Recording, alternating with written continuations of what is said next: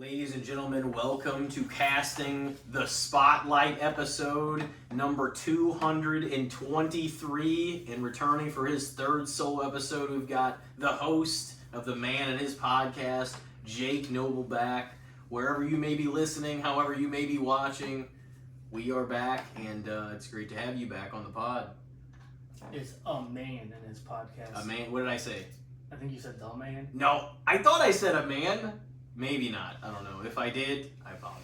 It's a man. Either way. It's a man. Either way. You can hold that against me? Come on. Either way. You even said. You and Teddy Long both. When it comes to the podcast name, you gotta get it right. I think I said a man. I may have came off the man, but who knows? Oh. No, it's great to have you back though, man. I knew you were fucking around. No, it's crazy. I know. I can't believe that it's already been 2 years since the last time you came on, honestly. No, because it feels like when you told me it's been 2 years, I thought it was like... I thought it was more recent, but I guess 2 years makes sense. Yeah, or close to it. Like, we did it in, like, late April, but... Yeah. It, time passes quick, and I feel like every few months, every year, like, we know that more and more and more. Like, you turn around, I've said this a few episodes, like, maybe even in a row, but it just seems like you turn around, it's Christmas again, oh shit, like, it's the next year. You have just way more on your plate, so time just seamlessly passes. And you can't ever let your guard down because you have things to be, you gotta pay bills, you got things to handle, you know what I mean? No, definitely. So, what have you been up to? How have you been doing the last 2 years since we last checked in with you? It's crazy because the last 2 years have been just, like, it doesn't seem like it's been much, but thinking back on it now, like, I mean, I moved, I got a new house, or my parents got a new house, I didn't get a new house.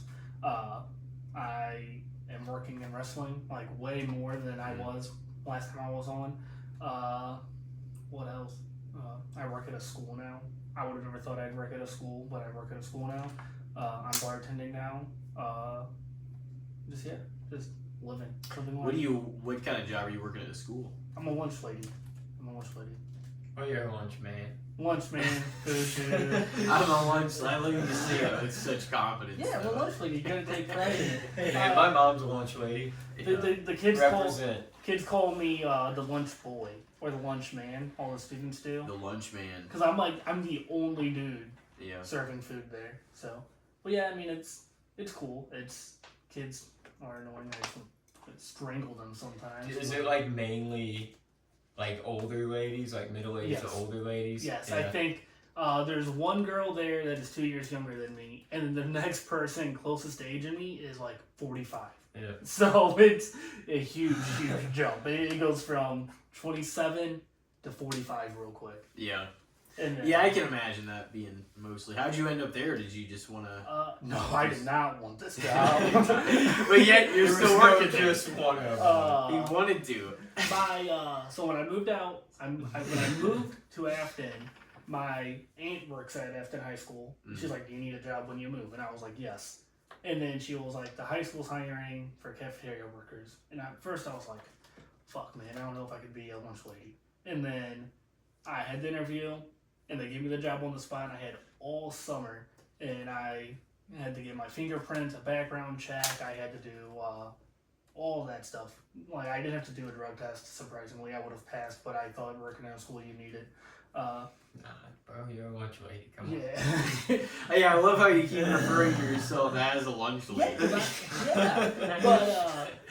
my aunt, she works there, and she got me the job. And as much as I say I hate it, it's fun. It's there's something about having being the trusted adult now. Like students come to me with their problems and their issues, and I have to be Mr. Feeney to them, and I have to tell them hey, I think you're overthinking, or hey, I think you've got this, you'll be fine. And it's just cool. It's a weird dynamic. And I have students that come and talk to just me every lunch. They want to come and talk to me while I prepare for the next lunch cycle. And they'll just come here and they'll talk to me about how their day's going at school or how their home life is. While you're here talking, grab a rag. Yeah. Get off those tables over there. No, that's not Do you think some of the boys gravitate? They're like, oh man, I'm going to talk to him because you're the only guy up there? Yes. Yeah, I'm sure that was part of it. That has to be part of it. And a lot of them also come and talk to me because I'm my aunt's nephew, and they all love her, and they just correlate me with her. Oh, okay. Yeah. So now my aunt, she's not there the rest of the school year because she had to get her surgery on her knee. What kind of food are they serving these days? So my station, it's something different every day. It's either Chinese food or like barbecue chicken or hot chicken or like boneless wings, which is just popcorn chicken is what we call boneless wings.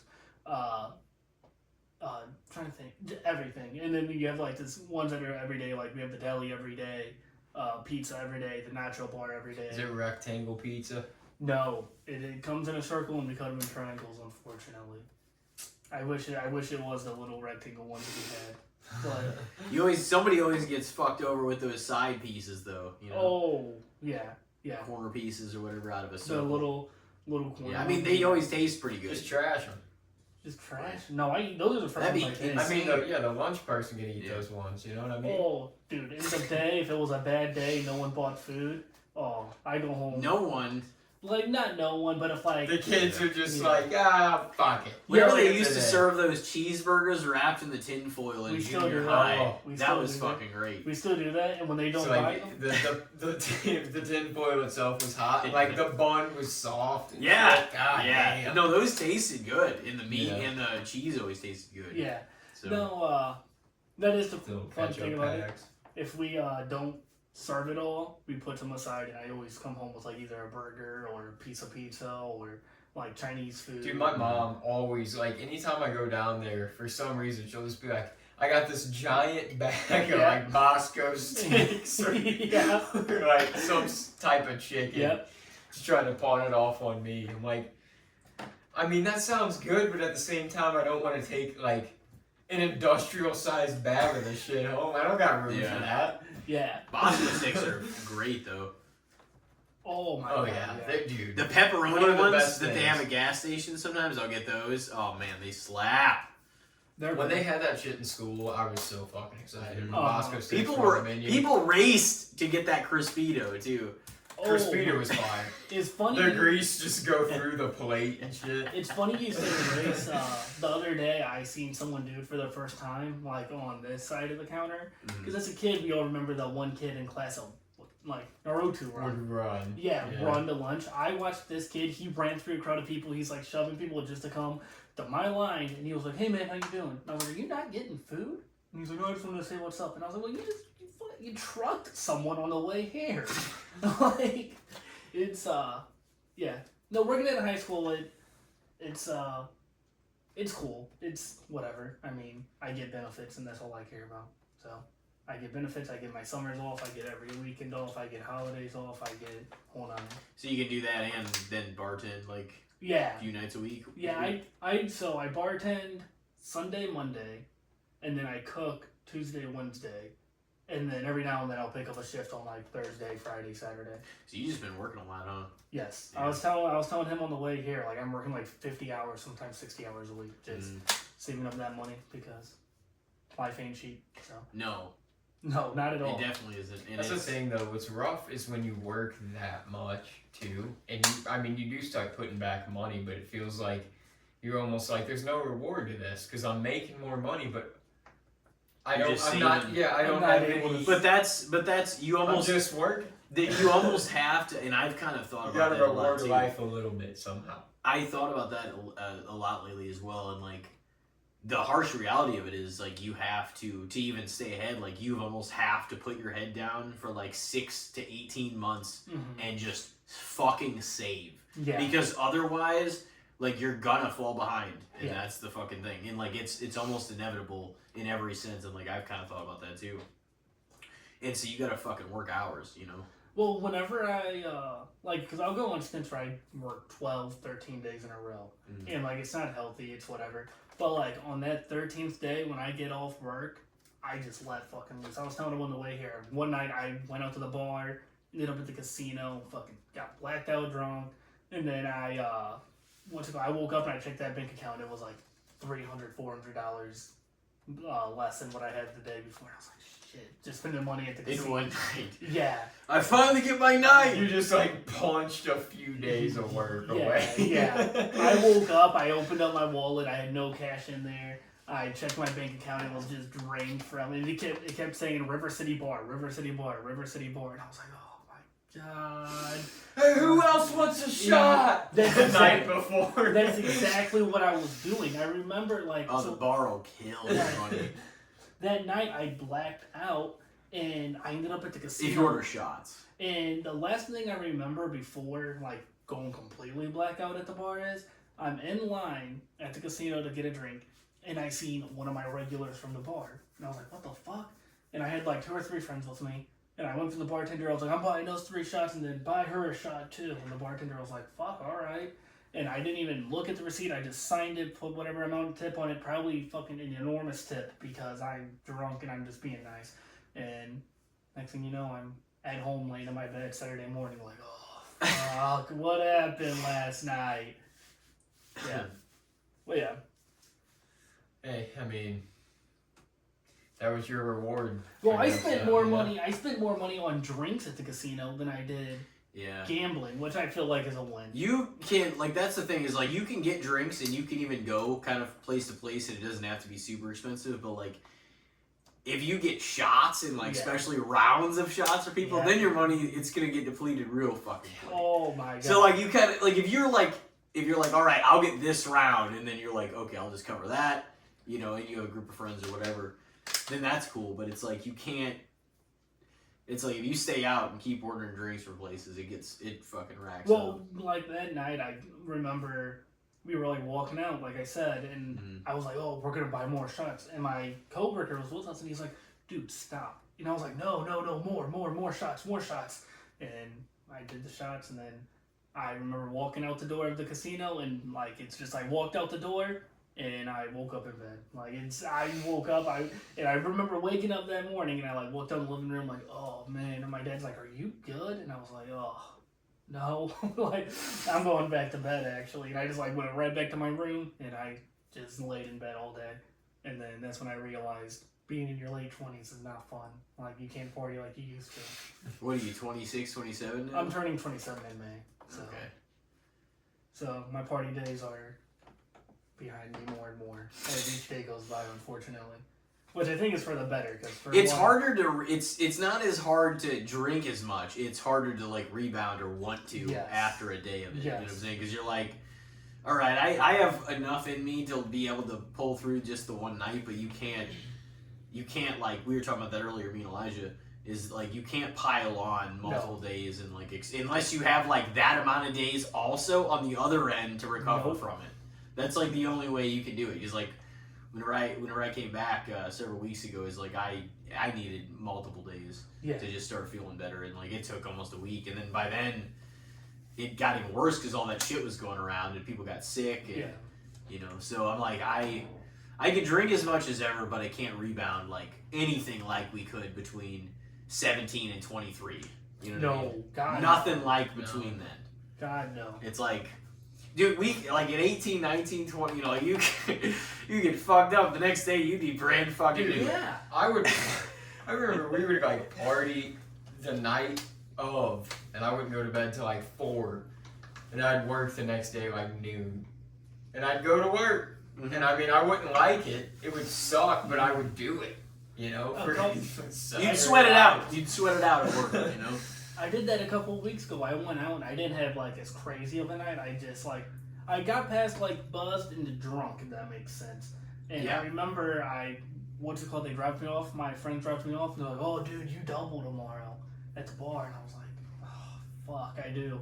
And I went and worked that day hungover, and I just remember all my regulars being like, "Jacob, are you okay?" And I'm like, "Yeah, I'm fine. I partied a little bit too hard last night." And they're like, "Oh shit, man, you partied on a work night?" And I'm like, "Yep, I know." I'm like, "Motherfucker, you're here." Yeah. All week. Yeah, you're here Monday through Friday, dude. At the same time every day. Which, I was saying, that's always fun seeing the people. If somebody's not there. "Oh, I'm off work. I'm gonna go here. Have a couple of drinks." Well, that's the thing. 6 drinks. Yeah, there's a person that comes in. And she'll come and she's like, "Oh, I'm just having a drink before I go home. I just got off work." I'm like, "Okay." And she'll sit there and she'll drink 9 beers. And I'm like, God damn. As if it's casual. Like, 9 beers. And then she finally goes home. She's like, I just stopped in for a drink. Yeah, goes home. She's like, I just had a drink or two. And then probably drinks at home, realistically. Like, if I had to imagine, she probably has more at home that she's just going to drink. Like, that was just her pregame, unfortunately. But yeah, it's... Was stopping in for a drink. That's the 9 biggest drinks. biggest lie I hear is, I'm just here for 1 or 2 drinks, and then they're there like my whole Couple shift. drinks? Yeah. They're there my whole shift, and then like I'm closing down my drawer, and I turn around, and they're like wiping down counters for me. They're like, oh, just hoping you close. I have a few people like that. They'll straighten all my chairs, they'll brush all the trash off the tables for me. Like, I'm not gonna give you a tip or anything. I'm not giving you a cut of my tips, but thanks. Like, Yeah. But yeah, being a bartender's fun. It's cool being on that side of the bar. Yep. Until people get too drunk, and it's just like, it becomes annoying at one point. You're just like, shit, dude, like, this was fun 30 minutes ago, but now you guys are all fucking wasted, and I'm sober, and this is just... I feel bad for the bartender sometimes. Like, I've been in multiple scenarios, it feels like, where there's only like one dude or one girl back there. Yeah. And it's like kind of a crowded area. I'm just like, bro, this would be obnoxious. There was one night. Everybody's drunk, like, hey! There was a few weeks ago, I got off work and I went on and sat down at the bar, and I was just drinking with some friends, and the next thing you know, like, my whole bar is flooded with people, and my bartender's back there, and I can just see in her face that she was just stressed to the max. So I remember I like got up from my seat, and I told my friend, I said, I'll be right back, and I jumped behind the bar and I started pouring drinks, pouring shots, giving people beer, and I was like writing it down on a piece of paper, and I gave her, and I'm like, here's what drinks I gave people for you to put on their tabs. She's like, oh my god, thank you. And I was like, well, I mean, like, I would want someone to help. Like, I would want you to help me if you were here drinking and I just got slammed. Which, newsflash, she does. The nice thing is, I feel like, She does. especially like Corey and Haley doing it too, is like, the nice thing is, I feel like your regulars always have your back, and like they'll be like, okay, you can rely on them. There's one regular, a customer was like getting snippy with me about the price and accused me of charging them too much, and my regular was like, hey, fucking knock that off. No, like, he charged you the right amount. Yeah. I'm not fucking paying it. And I said, oh, but you fucking are. Like, like, you have to pay this. You drink that much, and you bought these shots for these people. Like, you have to. You're like, well, why are you bringing in this much and that much? Whatever, dude. Like, that's my biggest pet peeve, is the people that like try accusing me of shorting them. Like, brother, I don't get any of the money that you're giving us besides the tip. Like, it doesn't affect me if I charge you more or less. Like, yeah. Like, it's just like the person that, checks out everybody at the grocery store, whatever. They're like, oh, these prices are fucked up. I got my bill, it's $120. It's just like, I mean, that's great, and like, okay, like, that's fine that you said that, but I don't fucking control the prices and shit. So, yeah. You know what I mean? Being the cashier, dude. And I've never really done that, but. I did not sign up for that job. No. In Target, they're like, they train, as soon as they started training me on the register too, and like showing me how to work all shit, I'm like, I know where this is fucking headed, dude. I know where this is headed. Yeah, no. And then anytime and it was never like the good time, because that wasn't my job. So they would only pull me over to that shit when they were back the fuck up. And then I would flip the light on, and there would be like 8 motherfuckers over there. Always. Going back to real quick, speaking of the bartender, whenever we were at the Pink Galleon, and like I did leave my ID there, and I called the guy, and I was like, and he's like, oh no, I remember you guys in your group and stuff, and he's just like, yeah, your ID's still here, like 6 days later, but I didn't have it on me, and like thankfully I didn't get checked for it whenever I like ordered a beer to Cafe Telegraph. Yeah, it's and we're looking old now. And I was like, and so, but it was nice because I didn't even realize until I looked down at Walmart like that I didn't have it with me. And thankfully he still had it, but he also said, hey, there's an upside to it. You actually didn't end up getting charged for like any of the pool that we played, because I gave him my ID for that, and like I figured Ethan or somebody else would give him theirs, and because we did have 2 tables I think at one point, but it's just that never happens to me. So I was just dumbfounded whenever I like looked in there, and there was no ID. I was just like, what the fuck is this? But no, that was the first time we'd probably seen you since your second episode. It had to have been. I think it had to have been. Unless we've seen each other at like. Well, I know I picked you up and we went down to see Ethan. Mike Atkins was there. It was like a Monday night football game. Oh shit! Yeah, yeah. Was that in between the last pod and this pod? Okay. Yeah. That was like the first week of the 2025 season, I think. Yeah. I think at least. I think it was. It was like the first or second week. Yeah. It was, like week 1 or week 2, like Monday night football game. Yeah. Because I remember we were all watching football, and then I told everyone that Nia Jax returned. Because I got that notification on my phone. I was like, "Oh, Nia Jax returned." We went in and might as well flip the channel. He had Raw on one of the like smaller TVs too. Yeah. Because if I remember correctly, we were in his in that man cave. Yeah. And then he gave me SmackDown vs. Raw 2007. He was like, "Here, you want this?" And I was like, "Sure." I was like, "I'll take it." Hey, they'll give you some stuff. He was like, "Here you go." Always stuff he's looking to get rid of. Well, it's funny because when I moved houses, I had this little DVD sleeve with it, and it says Ethan on it, and I was like, "What the fuck?" And then I remembered, it started clicking. I was like, "Oh." He gave you a big thing of DVDs. No, he gave me like it was SmackDown vs. Raw 07 was a great game. Oh yeah, it was. Oh, I was the last game Benoit would be on. I remember like one of your first topics on this podcast, or you came on 6 fucking years ago, was you're like, what? Oh, does he deserve to be in the Hall of Fame? It's like, I think you know the fucking answer to that. Who? Benoit. Yeah, that was he. Yikes. Way back when, yeah. Don't remember saying no, that. I mean, maybe it was warranted a discussion, but it's just like, obviously not that part of it, not to go into that space, but like, you know how it works. Yeah. They're not going to acknowledge somebody like that. No. Yeah, 07 though, that was the last. That was going to be the cutoff. Yeah. For the games that he was going to appear. Yeah, that was. For sure. I'm sure some people still make him and like make him a downloadable character out there and shit. But yeah, there's I'm sure a bunch of created characters. Well, his name's banned on it. Like when you search it up, it'll say you inserted. It's probably people put the I before the O. Yeah. They do some bullshit. Or they'll just put like Wolverine or some shit because it's. Well, yeah. I completely forgot we went over to Ethan's house for that.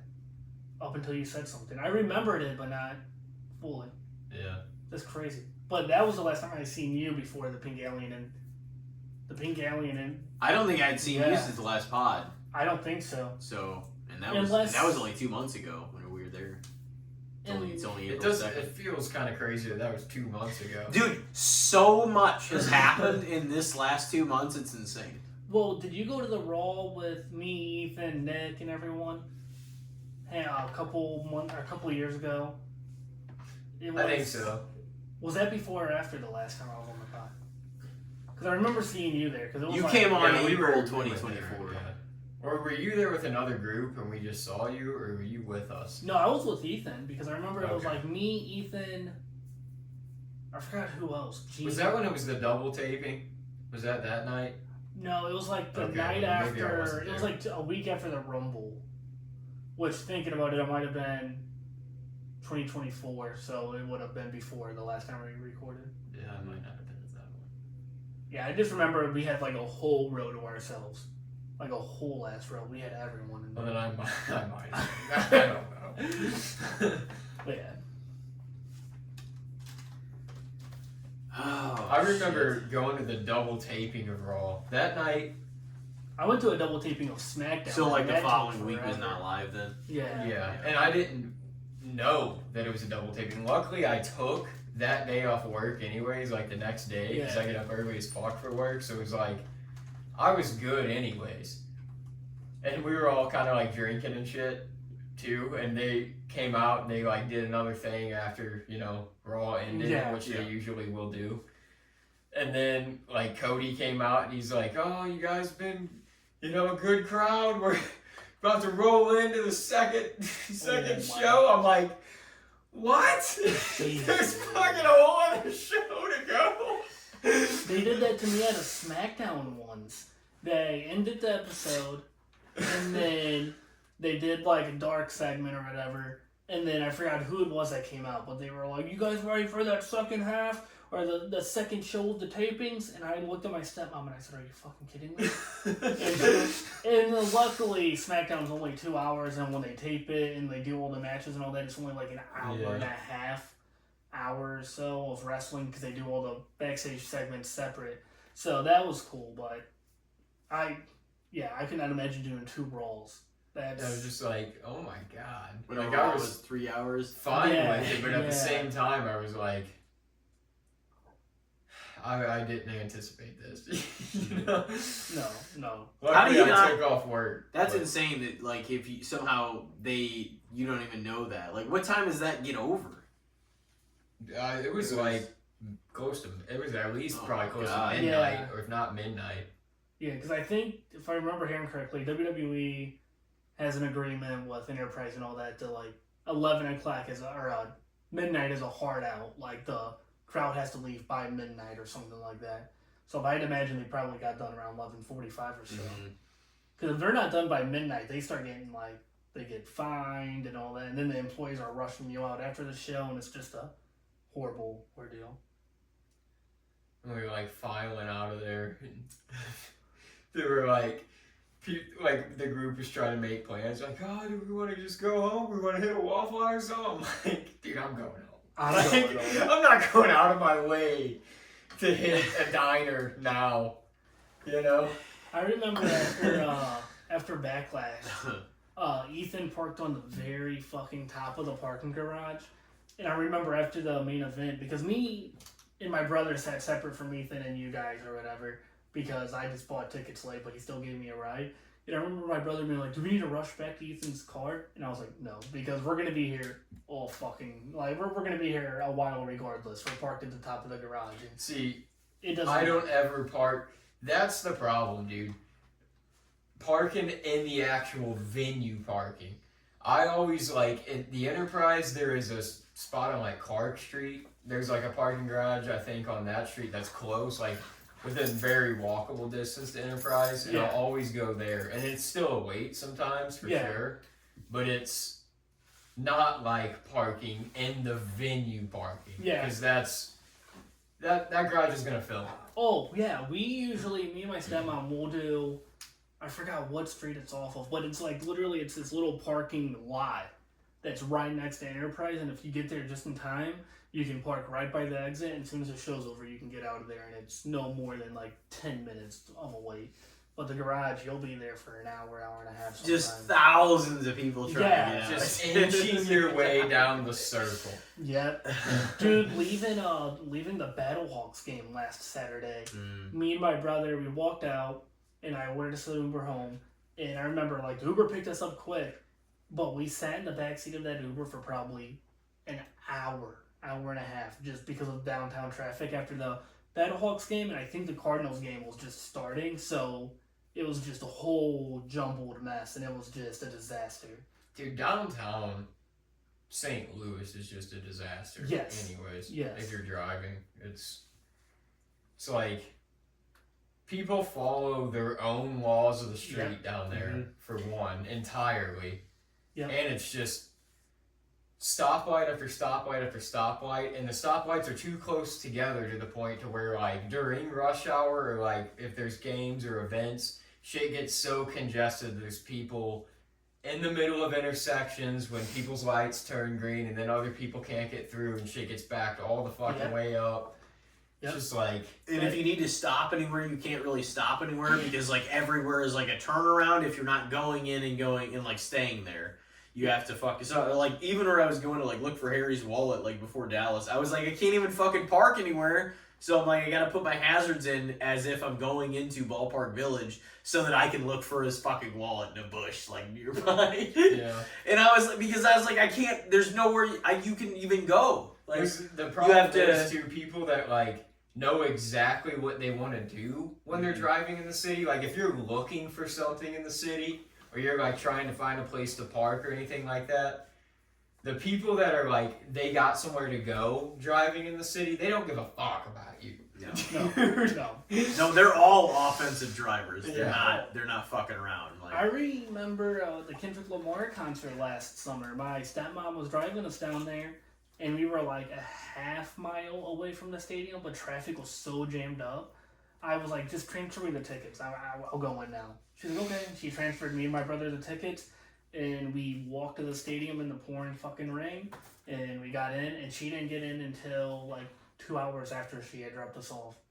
So she missed like the whole opening act. She got in time for Kendrick and SZA, but she missed the whole like opening act, which like she wasn't worried about, but it was a pain in the ass. And then what sucked is I'm usually the one that helps her find the car. Like I remember where we parked. I wasn't with her when we parked, so we spent the whole night after the concert trying to find where she parked her car. She's like, I think it was in like a white parking garage. And I'm like, yeah, fucking that helps. That helps narrow it down. Oh that my helps. God. That helps. You gotta know. That helps narrow it. That helps narrow it down to about 5 parking garages. And then she's like, I think it's this one. I think we're on level whatever. So we go all the way up these steps, and she's like, oh no, this doesn't look like it. And I'm like, dude, it is fucking midnight. I've been singing my fucking ass off all night. I'm hungry. I'm tired. I just want to get home. After the event, I want to get back to the car. Yeah. No. Yeah. Well, like I don't understand people that like after the event they like hang around and talk to everyone outside the venue. I'm like, no, fuck, get out my fucking way. I'm going to my. I at least want to get away from the congestion of the fucking crowd. Yes. I don't want to be in this fucking snake maze. Yes. For any longer than I have to be. Yeah. I am not a people person, and like the exiting an event is just so fucking like exiting an arena or stadium. It's not as bad entering because you're excited for one, and for two, it's like people kind of flow in. Yeah. But like when it's the end of an event and you're trying to leave with the crowds of people, that's why like I'm to the age now. Growing up, my dad always did this shit, and it used to kind of upset me. As a kid, I'm like, man, I'll never do this. But now that I am an adult, like, certain times with, like, certain sports games, if it's like, oh, I know how this is going to pan out, or so, if it's, like, later, I'm like, I'm ditching before it's over. Yeah. Or, like, even wrestling events sometimes. It's like, I'll watch all the stuff, but then as the after taping match is going on or whatever, I'm like, I'm gonna start heading towards the exit. Yeah. What I do when I go to concerts, I look up their set list. There's like a website called setlist.whatever, and I'll look that up and I'll see what their second to last song is. And if I don't like what the ending song is, I'll dip at the second to last song. Or if I see that like there's a stretch of like the last 3 songs I could care less about seeing live, I'll just dip early also. Like that's what we did at the Queen concert tribute we went to, me and my stepmom. The guy, he was like, this is our last song. It wasn't their last song because they hadn't played We Will Rock You or We Are the Champions yet. I'm like, this ain't your last song. You're just trying to fool us.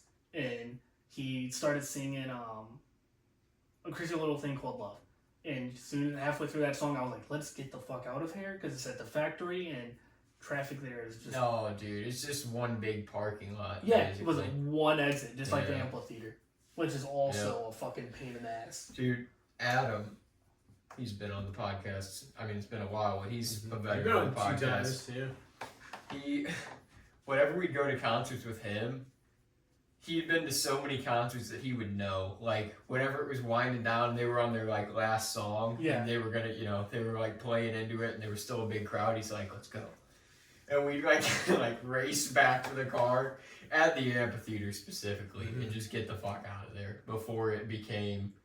Because, yeah, dude, the amphitheater, if you get back whenever it's, like, everybody's getting back to their car, you're going to be in that lot for 90 minutes. Yeah, prepare to spend the rest of your fucking life. Like, do not make plans. I hated that shit. The Noah Khan concert, we went to that, the group of us, with, like, Haley and her sister and stuff, like, we got back to the car. I had work the next morning. That was the time I didn't take off.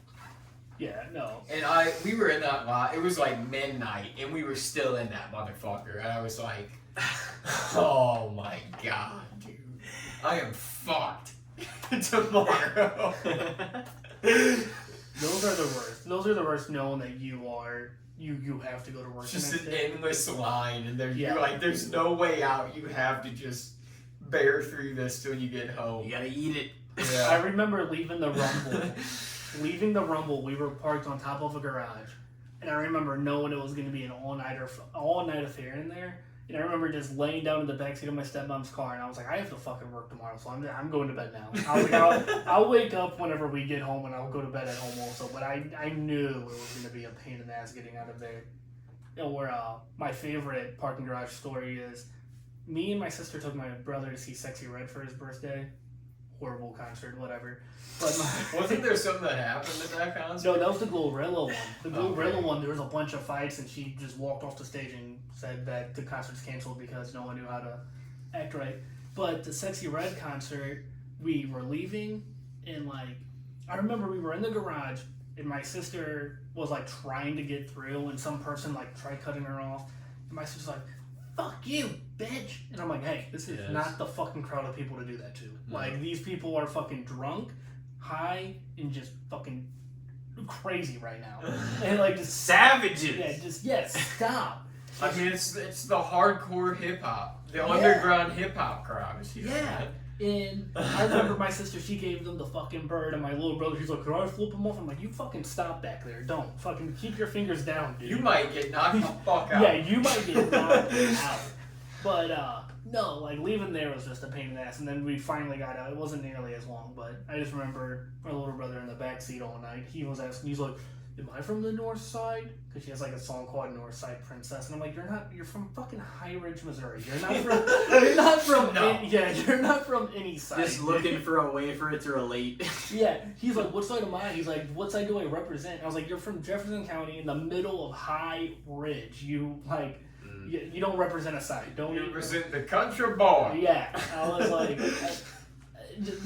just stop. But yeah. Concerts are fun. I'm trying to get to more, but yeah, I feel like I've gone to less in the past handful of years than I went to for a while. Yeah, me too. I remember when we went to Snoop and Wiz. That was me, Tyler Cheatham, and Ricky Pike. Oh, Ricky went too? Ricky Pike, yeah, that was us three. Oh, Noble's friend. And before the concert even started, dude, it was I don't even think Kevin Gates came out. He was technically opening before either of them came on. There was somebody before him. You guys saw him in 2016 or 17, right? Yeah. I forget which one. I think it might have been late 16, maybe. Yeah. And there were these... That would have been a dope fucking show. 2 girls, man, that were just hammered. And they got in this fist fight, right in front of us. And it was one of those situations where it was their eyes were half open, bro. They were throwing shit all over the place. Their phones were fucking falling and shit. They're like, "Fuck you, bitch!" Fucking grabbing the hair, just the side hand punch. And security drugged them out of there before the concert. I'm like, the concert hasn't even started. You guys came in this way. And this is Snoop and Wiz. If anything, this is way more of a weed smoking kind of concert. Yeah. And you guys are this fucking hammered before the show even starts. That's just a distinctive concert memory of mine that was I remember drunk ass girls getting fist fights. Going to both Snoop and Wiz's concerts that were in St. Louis, and it was so crazy because you think oh, there's going to be people smoking weed, but then you would leave the venue. I remember we left. I remember looking back and just seeing just this giant cloud above the amphitheater. I'm like, oh my god, because Snoop Dogg straight up came out and said that he paid a certain amount to just pay to cover everyone's fine, for everyone's ticket. He was like, "I'm just gonna cover the fine for each individual ticket that was sold tonight for weed," and so that's why people are allowed to smoke weed there, because he pays the fine up front. Yeah, I don't know how. He just wants people to have a good time, if that's the case. Well, I don't know how true that is, but it sounds like the most Snoop Dogg thing ever. And you would think now, theater though, seeing the clouds of smoke settling over. You would think now that it's legal though here, it wouldn't matter. I guess, but I think it's more of because it's in public. Now maybe. it probably wouldn't matter as much. Like cigarettes are. Yeah. They'll still, no, outside, just because they don't know what people They'll have. still act you know? that way at the amphitheater, which is crazy. Like, Yeah. I get it if it's like the Enterprise, which... That doesn't stop people. Yeah. Yeah. No. I've smoked a joint in the Enterprise, bro. Yeah. Yeah. At the Red Hot Chili Peppers Yeah, concert. Enterprise does not care either. Like, I think But- it depends on who your usher is, who the usher by your section is. I also think it depends on the show and the context. If you lit up a joint in the middle of SmackDown at Enterprise, Oh they'd my be God. like, hey, what the fuck are you doing? Well, that one But, episode, like- that first Netflix one, who was smoking there? That was Was Travis Travis Scott. Travis Scott. Scott. Yeah. And then The Rock on one of the episodes, like, That's he the like same pours, episode. he pours like tequila or whatever. And he's like, he's just like behind the wheel. He's like, all right, Well, no, he yeah, they took a shot and then he got in his truck and left. Yeah. That's so funny. It was like, we got The Rock drinking and driving Yeah. and Travis Scott smoking a joint in the same episode. No, of that's Raw. fucking hilarious. And that was inside a building too. That was so funny. But they're watching- celebrities, you know? Yeah. Oh, yeah. I remember being at a Raw, actually. He just before. basically promoted drinking and driving. Yeah. This is probably like 2013, I think. We were at a Raw, maybe, and these guys like left our section for a while, and they came back and they smelled like weed, strong as fuck in the section, right? And I like it was whatever. You Yeah, know, I didn't give a fuck. Like I'm not gonna be like. I mean, I smelled it, and I was like, I was at the age where I was like, I think I smell weed. You know, what I mean? Weed over there, dude. But they ended up like ushering those guys out Yeah. because that was that era too, where it was not legal here yet. No, not even medical, I don't think.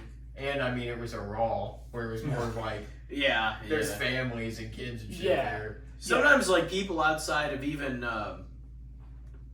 like, cops, even before it was legal, they'd be like, I was, like, with people before, they're like, oh, you gotta put that out. They're like, oh, we don't want to, bust you with blah, blah, blah. But, like, they didn't even give a fuck, like, right outside of Ballpark Village. Yeah.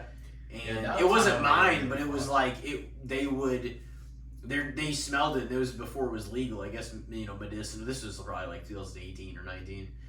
And, they didn't really care. It was just... They knew people were doing Yeah, it dude, down because St. Louis Metropolitan Police got real shit happening. There's murder and sex trafficking going on out there. They don't give a fuck about somebody smoking weed there. Well, you wouldn't think. outside a building. You wouldn't think, unless they're short on their quota. Yeah, because I kind of remember a memory like that too, where the cop being like, hey, put that out. You can't be smoking out in front of this or whatever, in front of this building. You don't want me to bust you, do you? I remember at my dorm, we used to walk down the giant fucking hill across whatever road that is to get off property so me and Alex could smoke cigarettes. And one day, like, we went down there for like the third time that night, and a cop like pulls up on us and was like, "What are you boys doing?" Like, "We're just going down here to smoke a cigarette."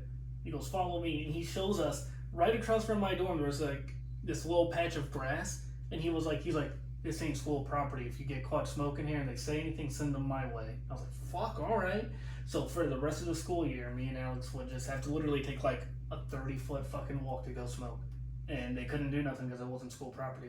Because I forgot why they didn't own it. It was like government property because it was an electrical box maybe or something. But yeah, it wasn't school property. So we would You just found a loophole. Yeah, we found one hell of a loophole. We would go over there and like we wouldn't smoke weed over there. We would fucking walk through the fucking woods and all that there, but not me. I went with them once to go smoke a joint. I smoked a joint. I seen a fucking car pull up on the road, and it looked like a cop car, and they were like walking down towards us, and I told my friend, I said, "Yo, I'm going back to the fucking dorm." He's like, "No, it's fine." I said, "It's not fucking fine. There's a cop walking towards us. If I just fucking start walking this way as they're walking this way, they won't get us. I'm gonna stay right here." And then I remember getting to my dorm, they're like, "Oh, where's James?" And I was like, "Oh, he's still smoking." I seen a cop pull up, so I got back here. And then James comes fucking busting in the door like fucking Kramer, and he's like, "The cop fucking chased me, dude." I said, "I fucking knew it. I knew that would happen. That's why I got like a 30-foot head start and started walking." He's like, "He came right up to me and I ran off." And I was like, "And you fucking came here You came back to the dorm, dude? Come on. Like, pissed me off.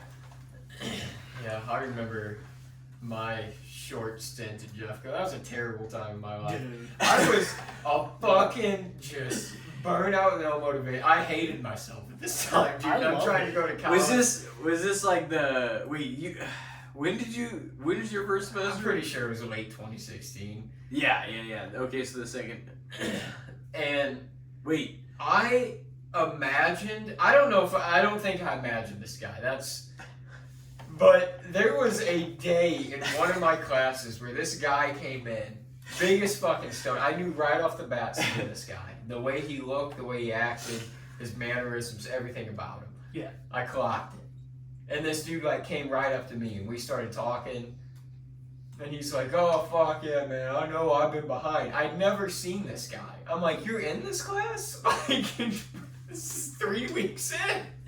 I remember my second semester, I just quit showing up to class. I just quit. Like, after like a month or so. I was like, I'm done. I'm dropping out. I get to keep the dorm until May. Until then, I'm just not going to class, and then I'll leave. And I remember, like, I showed up, like, the second to last week to class once, just to show up, just to get everyone's reaction. And I walked in, and the professor's like, Mr. Noble? And I said, yes. He goes, you failed out. And I said, huh? He's like, you failed out. Get out of my class. And I was like, whoa, okay. And I remember I just, like, walked out, and I was like, I don't know what the fuck that guy was on about. And you never came. Yeah, I mean, if you never showed up. And my dad calls me, and he's like, how's classes going? Oh, dude, I'm doing good. He's like, oh, really? And I was like, yeah. And then I went home that week, and I had my fucking stack of report cards on the table because their address was on file to be sent to. And he's like, oh, really? It's showing that you failed all your classes. You failed out. And I was like, yeah, that happened, didn't it? And he's like, really? And you think you can just stay there? And I'm like, well, yeah, I mean, I signed a fucking 9 month contract or lease or whatever to keep the apartment. And he's like, bullshit. And I was like, yeah. And then, like, the Jeffco, at the end of the school year, they asked me, they were like, do you want to stay here over summer? And I said, oh, no, I'm done with college.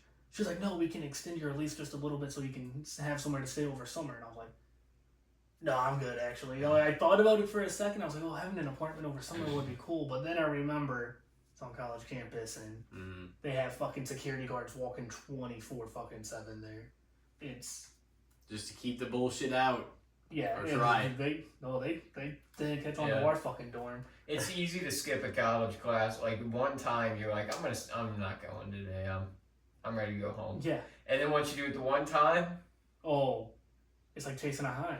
It's like you're chasing the dragon, dude. So I mean, that was how it was. That one day, that one time I saw that dude, he's like, you want to go smoke a joint?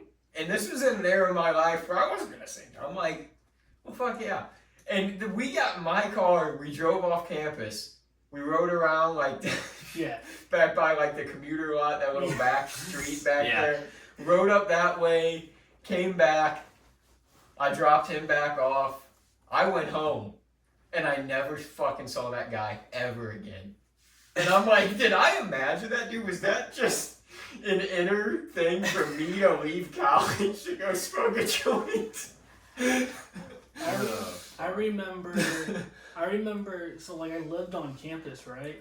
But I didn't go to any of the classes, none of that. And I remember eventually one of my roommates was like, dude, are you going to classes ever? And I was like, no, dude, you can just like not show up. Like they don't care if you don't show up. And then that's when I started picking up on, like, if you don't show up, it's considered, like, failing out or dropping out or whatever. Yeah, there's probably an attendance, like, quota. Oh, yeah. And, like, unfortunately now, if I want to go back to Jeffco, I have to, like, write this giant letter to the dean or whatever and, like, basically kiss his ass to get back in. And I'm like, fuck that. I'll just go to a... kiss the ass of the dean of Jeffco. That's ridiculous. But that's insane. You could literally go anywhere else or do it's it like you're a thing. community college, dog. Yeah. Well, because I didn't quite show well, I don't know. I'm kind of the big dick up here. My favorite, I find it so funny. I put like a $300 security deposit for the apartment, and I got like $30 back maybe because of all the shit we did to that dorm, dude. It was that dorm. There was no reason. Like honestly, they probably should have fucking arrested me for how I treated the fucking place. Like one of our couches had a giant burn hole in it because someone tried ironing their shirt on it and it burnt. Oh, is this like furnished already? Yeah. Oh, Jesus. One of my roommates got drunk and he bit like a hole in the corner of a wall. Our dishwasher was broke. Our oven was broke. Our thermostat had like a cover over it, and we had to call like the RAs to come fix them or come change it for us and unlock it. We didn't do that. We just grabbed a fucking hammer and banged it right off. What else? We had a bullet hole in one of the couches because someone shot a BB gun with it. They found alcohol in my dorm once, which was fucking stupid, and they fined me for it. It was ridiculous. Like, the fine was literally... Was that whenever they were up there? No, it was after, I think. The story goes is... So, I went out to my parents' house one night, and then I came back, and I remember I took, like, a bottle of Jack. And I was like, I'm taking this to my dorm. And my dad my mom and stepdad were like, yeah, go ahead, take it. And I'm like, all right, cool. Well, I get home to the dorm, I set it on my coffee table, and I go to my room not thinking anything. Well, I wake up at like 9 in the morning on a Saturday to like my door being pounded on. It's Jeffco room check, Jeffco room check. And I was like, oh, hell no. And I like run out to the living room, and as I'm grabbing the bottle, he gets in because he has like the master key or whatever. And he walks into me just holding the fucking Jack Daniels. And I was like, this can't be fucking happening, dude. And he's like, where'd you get this? I told him a lie that Where'd you get it? I just told him some lie. I'm a like, college kid. As if anything is going to be a warranted excuse. And I told him... I found it out there, dude. Yeah. Completely sealed? I don't know, the cap came off. And, I didn't drink any of it. Well, the thing is, the lid was still sealed. Like, I told him, I was like, you can open it and you'll crack the seal. Like, I had not touched it. And then, so he ends up calling the police, the campus police. They show up. They ask me where I got it. Like overkill. I told, yeah. Oh, dude, What a bottle Jack Daniels! Dude, get the police down here! He's on the phone. He's on the phone, and he goes, Jeffco police. This is Ethan at apartment 424. I need a unit over here right now. And I like looked at him and I said, "What the fuck are you doing?" Was it like the RA or whatever? Yeah. Like the guy? Some little fucking that's a college some fucking kid. pussy kiss. That's is what it just was. Yeah. Congratulations. I need the campus police down here. Yeah, you're an RA at Jefferson Community College. And I looked at him, I said, what the fuck are you doing, Ethan? First of all, he wasn't even our fucking RA. I don't know why he was there, which pissed me off even more. RA was like Hannah or something. And so, like I said, the police showed up, they asked me where I get it. I tell them some bullshit lie. I end up having to pour it down the drain. And they're like, I'm pouring it down the drain. And I look at them, I said, well, can I just take one more shot out of this? And they're like, Jacob. And I was like, I'm joking. I like pour it down the drain, and he goes, God, you have a lot of dirty... One single shot out of it. You had a brand new bottle that you pour down the sink. And I was like, he goes, well, God, you guys have a lot of dirty dishes. And I said, it's whatever. And he goes, I feel like the person that just had the police called at the dorm should do the dishes. And I said, not happening. I'm going to bed. See you guys. And I just walked right back to my room. And then, like, 2 days later, I got called to the office. And they're like, so what happened? And then I told them, and they're like, all right, well, you can either go to 5 AA meetings or pay us a $50 fine. That'll come out of your security deposit. And I said, I'm not going to no fucking AA meetings. Let's make that clear. I was like, you can... That's insane. You can find... 5 of them?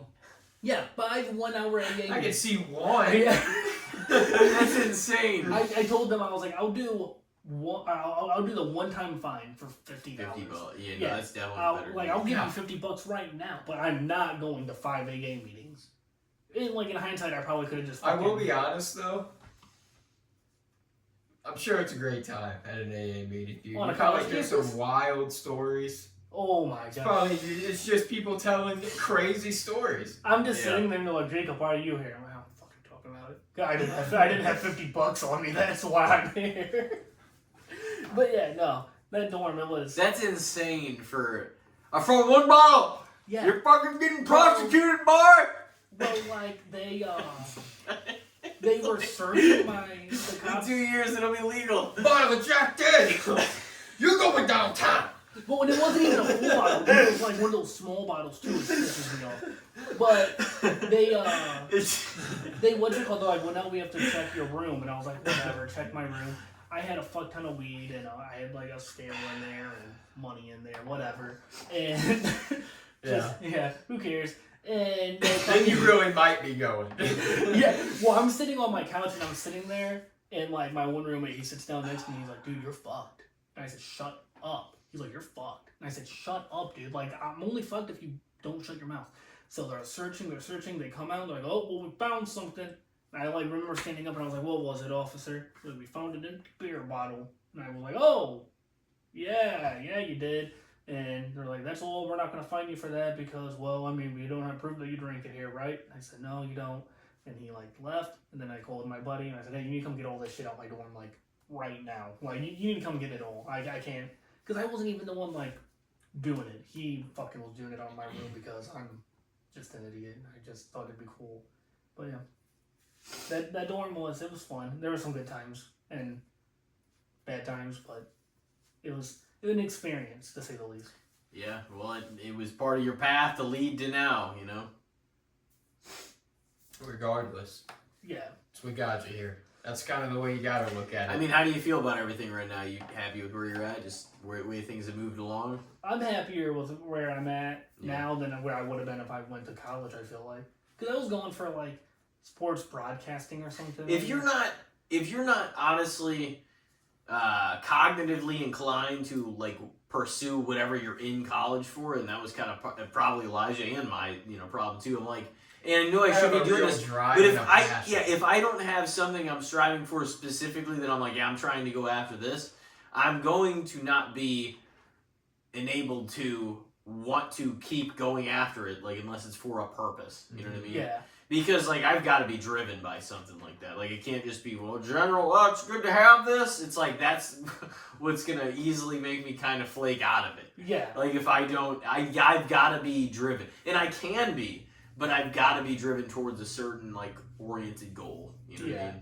Yeah. And that was part of the problem, because it was just the thing you did after high school. And that's why we all ended up there. It's the thing that they made it seem like that's just what you had to do. Yeah. That's where we all ended up after there. They so it's like you had to... They didn't tell me a fucking thing about trade schools. No, that's kind of what I've said recently about, like, on the podcast, is like, it felt like high school, they really made it seem like it was unnecessary. You're going to college, Yeah. College or military, one of the two. But trade school, we don't know what that is. Don't ask about it. They have, like, at least in our high school, they have, like, trade programs that you could go to and stuff, but, like, yeah, it was never taken as seriously. No. They wanted you to have a degree. They made it seem... regardless of what you were doing. They made it seem like if you went to a trade school, you were lesser than college. It was like... Which is crazy, because you learn a skill that can't be replaced when, like, is some of the college degrees people are getting now are not even going to matter in 5 years because they're going to be replaced by AI and all kinds of shit like that. Yeah. And I'm not downing like the education that you learn, but that's the cold hard fact now is more than ever, aside from the indoctrinational bullshit, not to go into that, it's also a very toxic place in terms of what you're paying for and the education you're getting. I'm not saying the education itself is a scam, but the fact that you're paying this much for jobs that may not matter in a matter of years is fucking insane, along with the indoctrination and the crazy bullshit that is going on at all fucking major college campuses. So it's more of a scam than ever, I would say. Yeah. I'm not saying, like, of course you want your surgeon to know fucking what they're doing and have gone to school for 8 years. Of course you want your, your doctor, your whoever. Like, you need people lawyers. You need people to know their shit. But as far as, like, the overhead, there's so many jobs that it's not even going to matter for. You know what I mean? Yeah. There's certain jobs, like, especially doctors, all, like, everything in, like, most medical fields and, like, law, you know what I mean? You need those people, but, like, a lot of these other things are going to be taken up by shit. And you're putting yourself into $120,000 in debt for fucking what reason? That's what And that's what sucks is it's like, they tell you, oh, well, pursue your passion, but it's like, like you said, some of these things aren't attainable. No. Not as attainable, at least, as they make them seem. Like, some people come out with these degrees and they search for jobs. Yeah. And people that go to trade schools, or not even trade schools, people that get on-the-job training, it's like... If you learn a skill, you're going to be of value. A lot easier. Yeah. If you learn a skill like that, like, certain unions and like trade, like I'm sure it depends on what it is, but there's certain things that aren't going to be replaced. You know what I mean? No. Like that's in that sense because I don't know how all this goes. Like I've just always said like there's going to be an overlap period where it's going to be it might seem really shitty for a while. You know what I mean? Where like AI replaces jobs, but it's gonna happen. I don't know. I don't know when that's gonna I don't know when the overlap's gonna happen where like a lot of people's jobs are put out. And it's funny because like the tech people that program these AIs were the first jobs to go. Yeah. In like Silicon Valley and places out in California. Well, and they were the first ones to just get wiped off the fucking board because they didn't need them anymore in their intelligence and everything that they put into the AI. They probably made models. their money though. Oh yeah, no, I'm sure. And getting out of it, you probably still got quite a bit of fucking chunk of change. Oh, definitely. I mean, a lot of those jobs too are going to be jobs you're going to want. The people that know how to work the technology, you know. Well, not if the AI replaced the people that programmed them, though, because they programmed just them got to be replaced smarter. to them. Yeah, exactly. And it's not just the one person's; it's the hundreds of thousands intelligence, like Aaron was kind of talking about too, into like one thing. And they're like, we're all oh, going to become we're gonna make repairmen for the AI. Yeah, maybe. It'll be like, wait, when the fuck did we start working for them? Yeah. When did that happen? Yeah. No, it's crazy how fast AI is advancing. Mm-hmm. Like, it's advancing quick too. I think we don't really even have a grasp on it necessarily to the point of where it's kind of like we pushed AI out into the world and it's picking up more intelligence and advancing on its own at a speed that we aren't necessarily keeping up with and prepared for. And this is just the beginning too. That's the crazy thing. It's gonna be like the AI videos from 3 years ago compared to now. It's like so crisp now. Yeah. Oh yeah, no, it looks so good. They can make like a trailer or like a movie within like seconds of something that you've never even like that's not even real. Like that they just imagined. Yeah, it's nuts. It's nuts. Oh shit. We always end up there with the AI talk on this podcast. I know, we do. We're over an hour in those. If you guys want to go to break real quick and come back into the segment, we could. I gotta piss. Okay, well, it's a good time to. Let's do it. Alrighty, well, ladies and gentlemen, we've got episode 223 with Jake Noble, his third solo appearance. We will be right back. Ladies and gentlemen, welcome back to Casting the Spotlight, episode 222, featuring Jake Noble for his third solo appearance. And you've been on before, you've been around the block, you know about good, the bad, and the shits. And that's what we're in for next. Oh, he knows about it. Oh, I know. You do. You've added some quality topics in this segment before, but as for this time, I think you're going to lead us off, right? Correct. Alrighty, well, we'll see what you got for us. My first topic is Teddy Long. Teddy Long, overall, as a talent, as a guy. Definitely not in the podcast. Guys. I'll let y'all start though. I mean, he was an entertaining on-air character. Yeah. And, I mean, I never found him to be, like, annoying on there. Like, it's kind of like what you said about him refereeing. And he was refereeing in, like, WCW ahead of his time. Yeah, like, even before that, he was Even before then, probably in, like, NWA or something, he, like, came Yeah, up. I forget, he was, like, roughing on the territories, I think he said.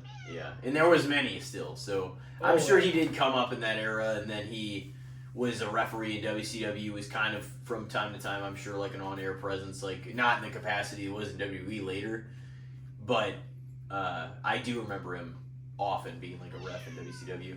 And then, obviously, he came up, and then SmackDown made him the general manager. A lot of iconic lines and threats, and you're going to face the Undertakers. Tag team match. Oh, yeah. He's big on those. I always thought he was pretty entertaining on air, though.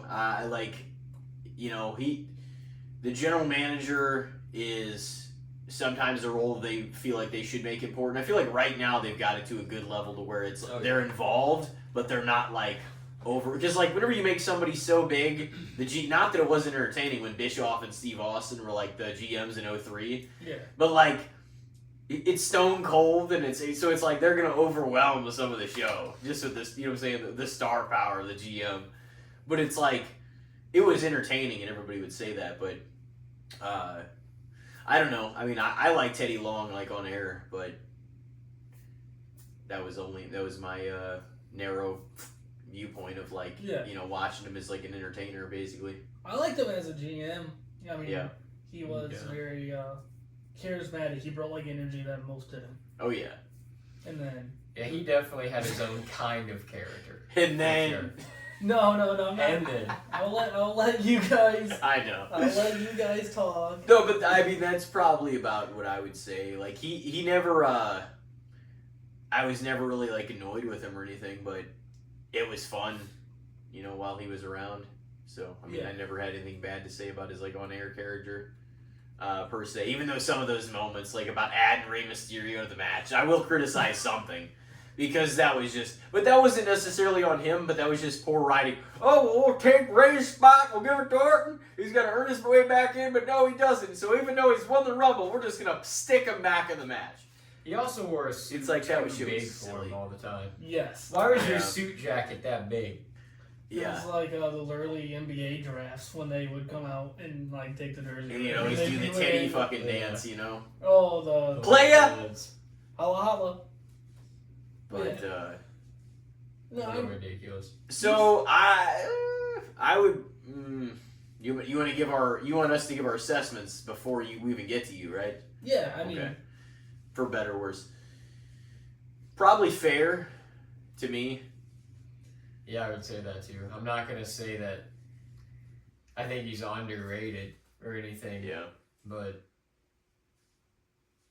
I don't think he's overrated either. Like, people remember him.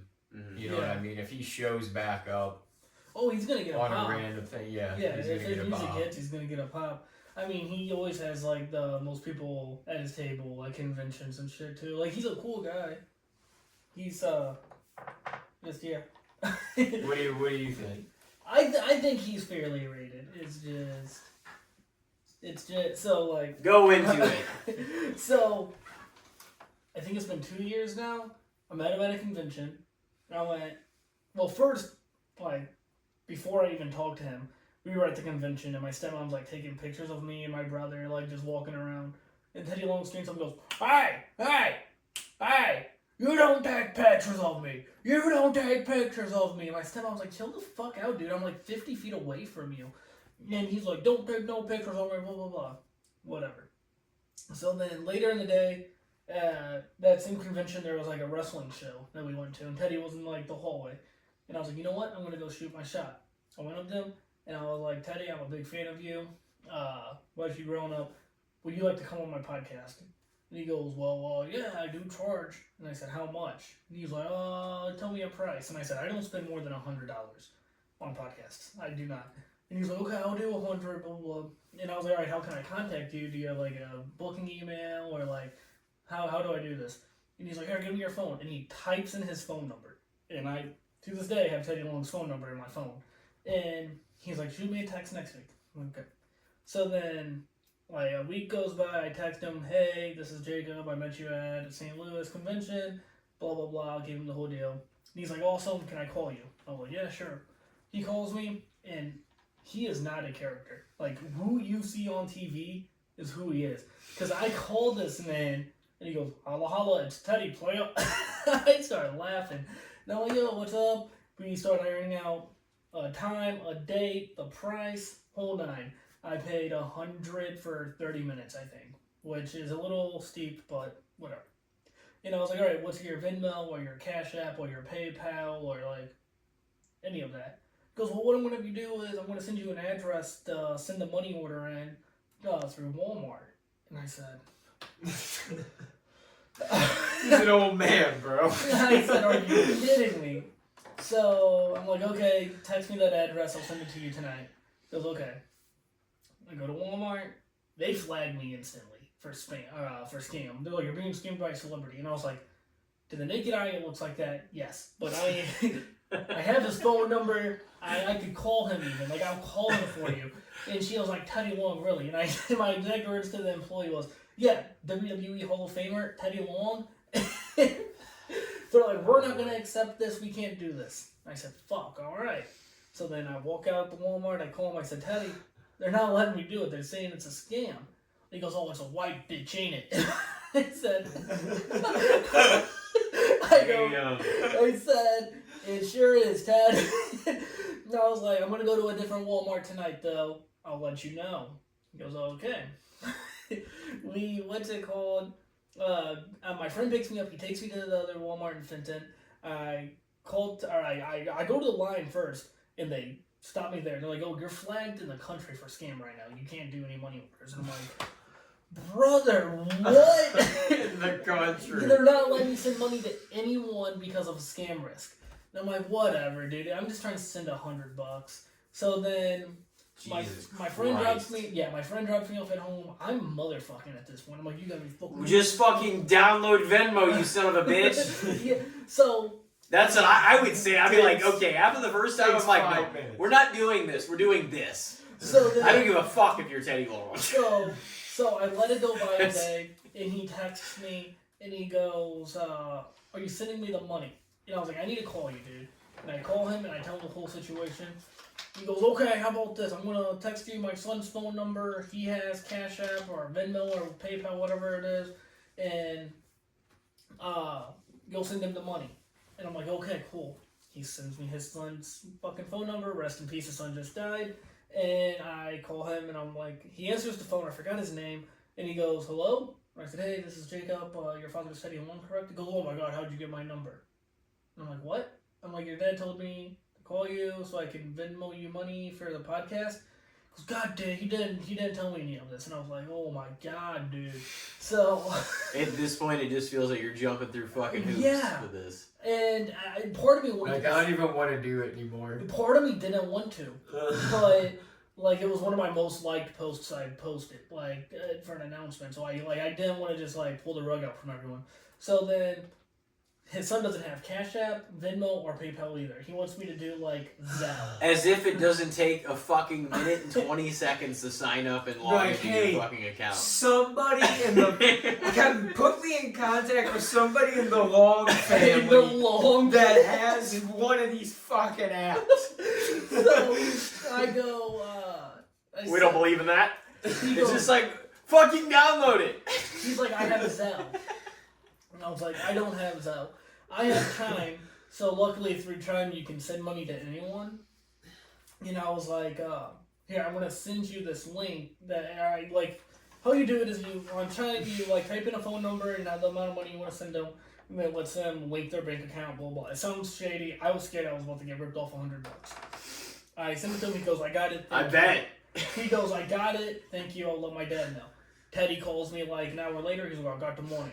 And I'm like, okay, thanks. So we're doing this tomorrow, 3 p.m. Central Time, which I fucking clarified with him 6 fucking times. I could fucking pull it up.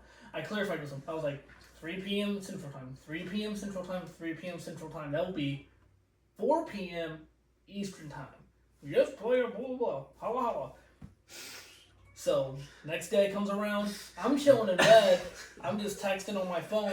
And 2 o'clock Central Time comes around, and I get a phone call from Teddy Long. Fuck, I already know what it is. I already know the fucker got his time mixed up.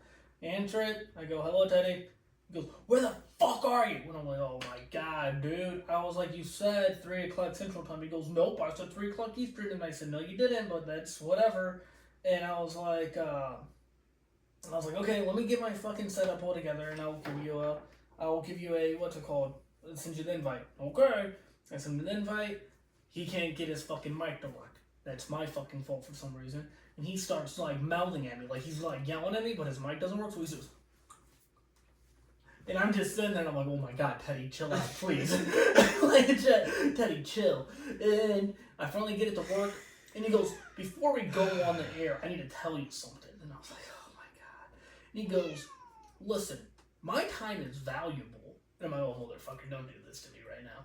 He's like, my time is valuable. You're wasting my time by me coming on this podcast. And I said, whoa. What? And I'm like, okay. And he's like, we had the whole money situation. You weren't on time. The whole money situation. Trying to make me send a money order through Walmart. Bro. He goes, the money situation, you weren't on time, and now the equipment's not working. And I said, yes, sir, understood. Like, I'm not going to sit here and fucking argue with you before we go on the air. Like, whatever. So I click I say, okay, I'm going to do a countdown, Teddy. I'm going to go 3, 2, 1. I'm going to click the start button, and it's going to give us a 3-second timer, and then we'll be recording. We're not doing it live. Okay. 3, 2, 1. Press record. 3, 2, 1. What's up, you guys? It's your voice, blah, blah, blah, my whole intro. And I'm like, go ahead and introduce yourself. And he goes, oh, I'm on this kid's show, and he doesn't even know who I am. He wants me to introduce myself. He's not going to introduce me? Brother, I've done that with every guest ever. I let them introduce themselves so they can get whatever they want off. And he's just sitting there, he's like, guys, you can tell this kid here, he's not really too good at this. He's not sure what he's doing.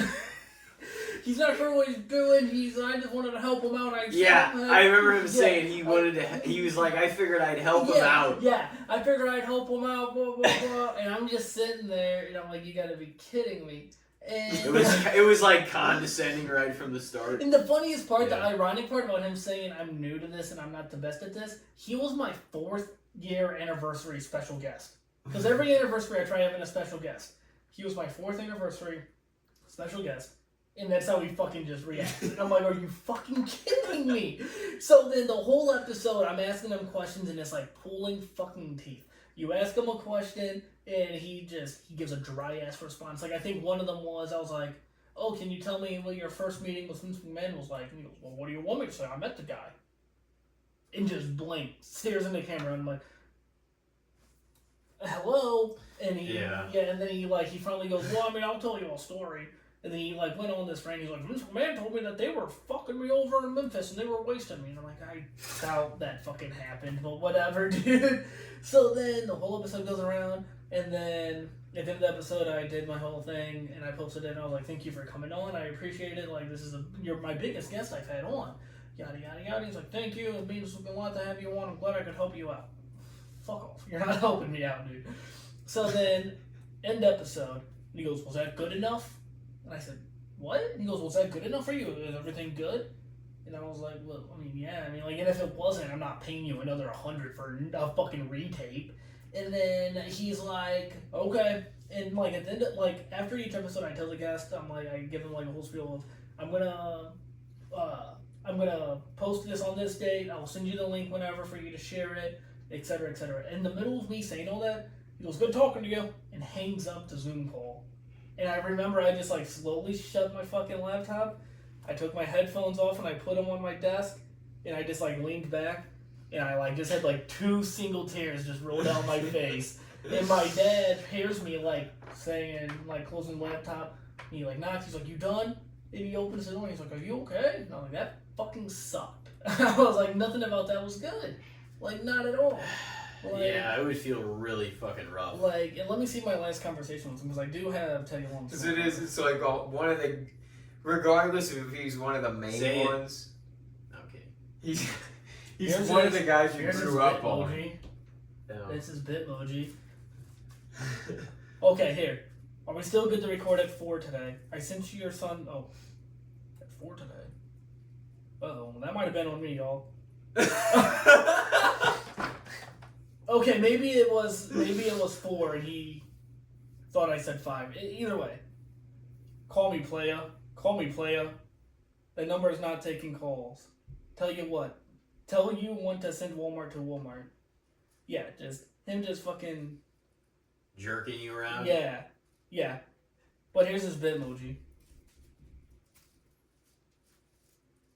There it is, just a thumbs up. But he has 2 phone numbers. He has a business one and a personal one, I guess.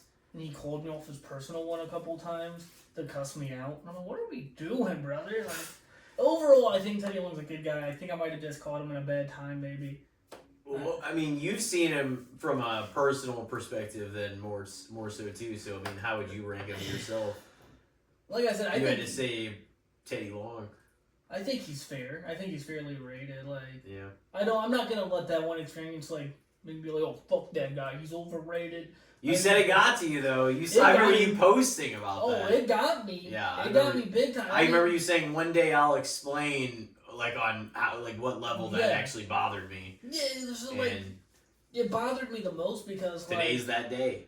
It bothered me the most. Like, I told you guys, I haven't been as committed to the podcast and shit, and it kind of fucking links back to that. Like, I'm not even trying to make a joke. Like, that episode just ruined all the love I had for podcasting because, like, you have one of your dream guests on. Yeah. And they say don't meet your heroes, blah, blah, blah. And, like, I tried not letting it get to me. Like, the first day, it fucking hurt. Like, the first, like, day, I was like, you gotta be kidding me. And then the whole lead up to it, it wasn't just the episode. It was, like, everything. Him just dicking me around was just, like, frustrating.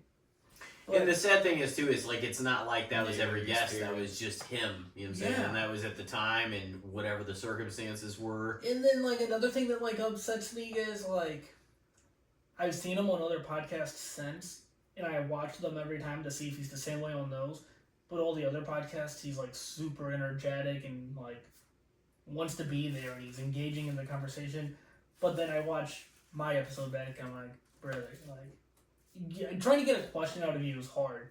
But, like, you're on these other ones, and you're, like, maybe it's because it's the Chris Van Vliets and all that. But, like, still, like, I feel like if you should be energetic with any podcaster, it should be the smaller ones, not Chris Van Vliet. Because Chris Van Vliet already has that following. He already has that. You got Buff Bagwell, too, though, didn't you? Yeah, that was an awesome time. Yeah. That was an awesome time. I remember you telling us about that experience, too. I had him. He said he was a wild time, but he was a good one. There was a couple times where I thought I wouldn't be able to post. You're like, where's Marcus? There was a couple times where if I didn't start a new conversation, I thought we were going to have to, like, not air the episode again.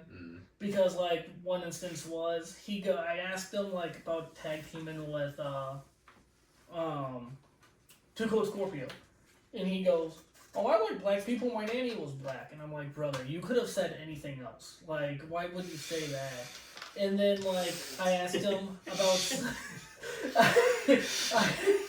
I asked him about... It's like, that's the route you took it? And there was, like, one time he, like, almost went on, like, a, like, anti-COVID fucking, rant. And, like, my podcast, I try to keep everything, like, politically... Everyone should have been anti-COVID. I tried keeping it out of... I tried keeping, like, politics and all that out the podcast. And he was just fucking sitting there and he's just, like, trying to, like, push his beliefs. And I was like, alright, fucking... How's this match? Like, he was a cool guy. My favorite story about that is, after the episode, I was like, hey, do you care if I take my laptop out to the living room? My stepmom fucking loves you. She wants to say hi. And he goes, okay, yeah, for sure. Take me out to see Another her. $10. Take me out to see her. And I was like, okay. He's like, I got a better thing. How about I sit here frozen, acting like I'm acting like I'm a screenshot, and you just show her the picture and be like, oh my god, I recorded. I'm like, okay, yeah. So I take my laptop out, I'm like, look at this, I recorded with Buff. And she's like, oh my god, that's so cool. And he goes, hey, my name's Buff, and I'm the stuff. And my stepmom freaks the fuck out. She's like, no fucking way. And he talked to my stepmom for like 3 minutes, just bullshitting with her. And, yeah. He didn't have to do that, but the fact that he did was pretty fucking cool. Yeah, she was like a pretty big fan. Oh, she loved Buff Bagwell. Yeah, I mean, there for a minute he had something going on, man. Like in WCW, my dad, he was an emerging star for sure, and he had a great fucking build, and you know he was like getting over. So yeah, no, he's cool. It was still at a time that unfortunately, like he couldn't have been the number one guy regardless because there were just so many top name talents staying and making sure they were still at the top. But he apparently like immediately fucked it up in WWE.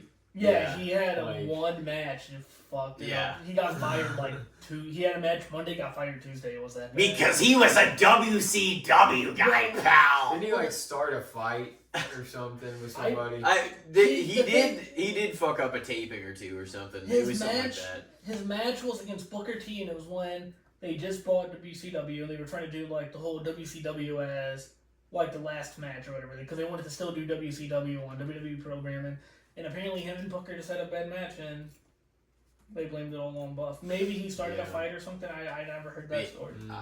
Maybe not. Who knows? It did seem like There's a it dark was. side out there. It did seem like it was at a time where, and I'm not even just trying to say that to be funny, like when I'm quoting the Vince kind of thing, the pal stuff.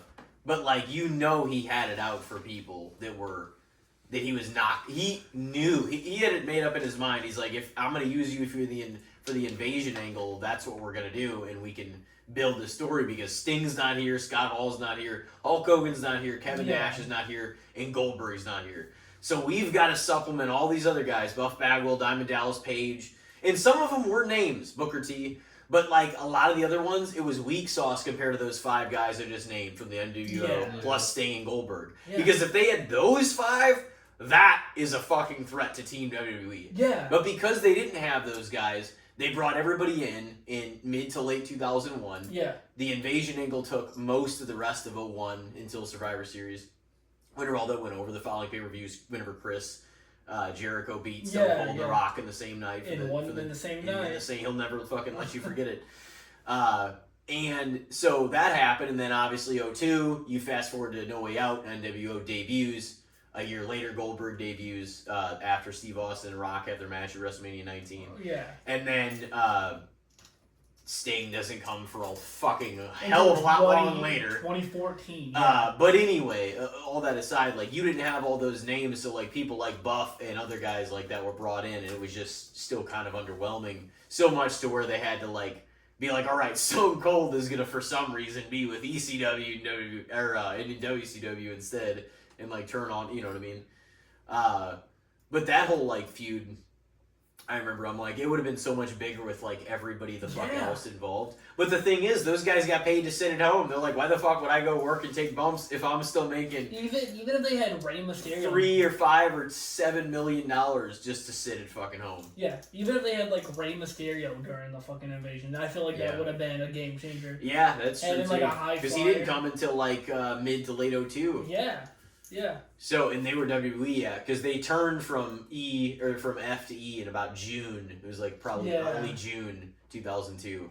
And then whenever that switched over to WWE, they split the brand shortly after, and then it was Raw and SmackDown. Everybody, you know what I mean? Like, they had some of that talent go. A lot of the Invasion's talent was only around for that angle and then got released right thereafter. Yeah. Some people stuck around, you know.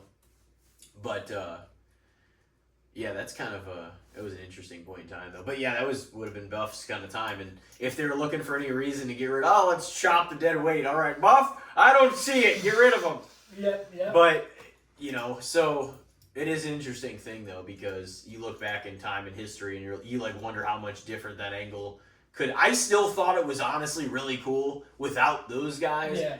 But it just would have been so much more powerful with them. You know what I mean? Yeah. But there's nothing anybody could do about it because they got paid fat to sit at home because their contracts were guaranteed. Take a break. And why the fuck would you go work if you don't have to? Yeah. You know what I mean? Like, I don't think Sting wrestled again until, like... I don't blame any of them. And then, because the next batch of them that were ready, like Sting's contract and Goldberg, they sat home till like 03. Yeah. They didn't have to do shit. And then, so No Way Out, like by the time it was time for that, all the NWO guys all their contracts were You know what would have been fucking cool? If he was cleared, that is. Mm-hmm. But Bret Hart, like if he was part of the invasion. Like if he just showed up in spite of WWE for... He didn't have that stroke. Yeah, well, the concussion. I guess it was kind of like a little, maybe after that. I don't know if it happened in 2000 or 02. It might have happened in 02. But I think by then, after like the Goldberg kick that we all know about that. He also was saying like after that he wasn't ever the same either. So it's like even before the stroke.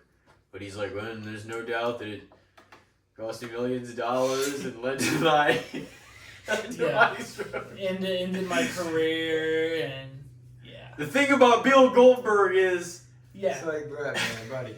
Yeah, just let it go. We love you, but let it the fuck go already. Anybody who hasn't made up, you know what's funny? You guys are both old guys now. Yes. You know what's funny is like whenever that fucking Vince news dropped about like the lawsuit and all that stuff. Yeah. He was like the first to turn around and be like, yeah, see, I always knew he was a piece of shit. See? He's a son of a bitch. I told everyone. After making up with him and everything in like 2010. Yeah. And all that. Made up with him. Yeah, I don't think I No, dude. Honestly, on some level, they had. I think with Sean, he might have a little bit. Him and Sean work. Yeah, I think. I think him and Sean made up before think that, so before 2010. But I don't know about. No, I think him and Vince. But you got to think it's also more logical that Brett would flip on a dime back to like publicly, because for years after that makeup, regardless, he didn't really say much of a bad word about it. Yeah. And then once that news came out, he went right back like talking shit on Vince. Yeah. And so it was like he was just waiting for something to be like, "Yep, see, no, I was fucking right the first time around." But yeah. But no, it's wrestling drama, man. It's fun. Oh yeah. A lot of lore, a lot of shit. Oh yeah, dude. It's insane. That's why there's so many seasons of The Dark Side of the Ring. Oh yeah, they're like on season 7, I think. Something like that, maybe 6. Yeah, something like that. But now they're running out of stuff that they can talk about because there's still, I feel like, plenty of stuff, but they definitely gotta like, gotta get in with the right people and to tell the story. That's what I mean. Like, I wish they would do like a full length Eddie episode. I know they did the Chris episode and they had like a little talking point about Eddie, but if they did an actual Eddie story about his addiction and coming back and then passing away, that'd be cool. Yeah, I was kind of surprised that wasn't a 2-parter also, because the Pillman and Benoit one were both 2-parters. Yeah, well, like Eddie just didn't have an episode at all. Like, well, he hasn't, has he? I thought he did. No, he just had like a small, like probably 10 minutes inside the Benoit episode, because they all led back to Benoit going crazy after Eddie passed. Is what they say. Yeah. No, Eddie needs an episode. I can't really like. It's crazy that Nick Gage got one. That one was nuts. That was honestly a really good episode. I love that episode. Before we get too carried away, do you want to go with your topic? Yeah, I can do mine next. That's fine. Well, I know we've talked about this quite a bit during football season on the podcast, but since Jake's here and he likes to claim the Bills, we gotta bring it back around. What do we think overall about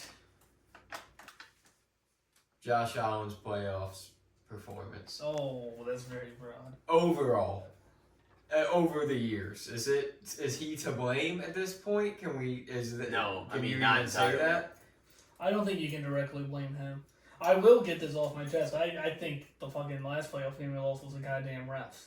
And I hate being that fan that blames the refs, but you can't. Pass interference call basically gave the Broncos that, and then like the what was it? The interception that was an incomplete. Like, oh yeah. I don't know the exact rules, but what I'm saying is the next day, the same play happened and they called it an incomplete rather than an interception. I'm like, you guys gotta fucking be on the same page about the rules.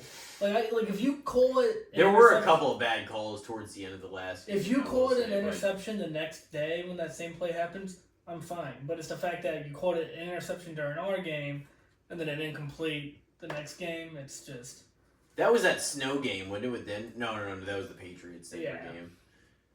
Okay, yeah, because I don't think we had a snow. What the fuck was the score? Do you remember the score of that Bills game where they lost? Or even remotely like what it was? Because they lost to who? They lost to Denver, didn't they? Yeah. Dude, yeah, that was just... He's not entirely to blame because he's also getting a lot of the credit, if that's the case, for getting them there in the motherfucking first place. We lost 33 to 30. In the last game? Yeah. Of the seat, really? Of the postseason, yeah, when we got eliminated by the Broncos. Just for Bo Nix to break his foot. I mean, see, that wasn't like a bad... That wasn't... It was a bummer, but it's not a... It wasn't a horrible loss, or they didn't get embarrassed or anything. I just think Bo Nix breaking his... It's like, that just made the championship game feel like a bummer, too. Yeah. It's like the Bills aren't there, and Bo Nix is injured now. Yeah, we all know who's winning this. And then it was a snow game, so that whoever ended up in the lead before the snow started was going to win. It was like a 10-7 game. Yeah. So, and then the Patriots won that game. But, to answer your question, I think Josh Allen in the playoffs is fairly rated. I think it's something like I think he does crack under pressure and starts making boneheaded decisions by just.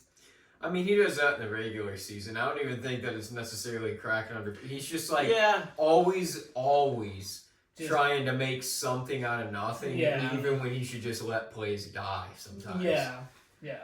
He tries making chicken salad out of chicken shit too much.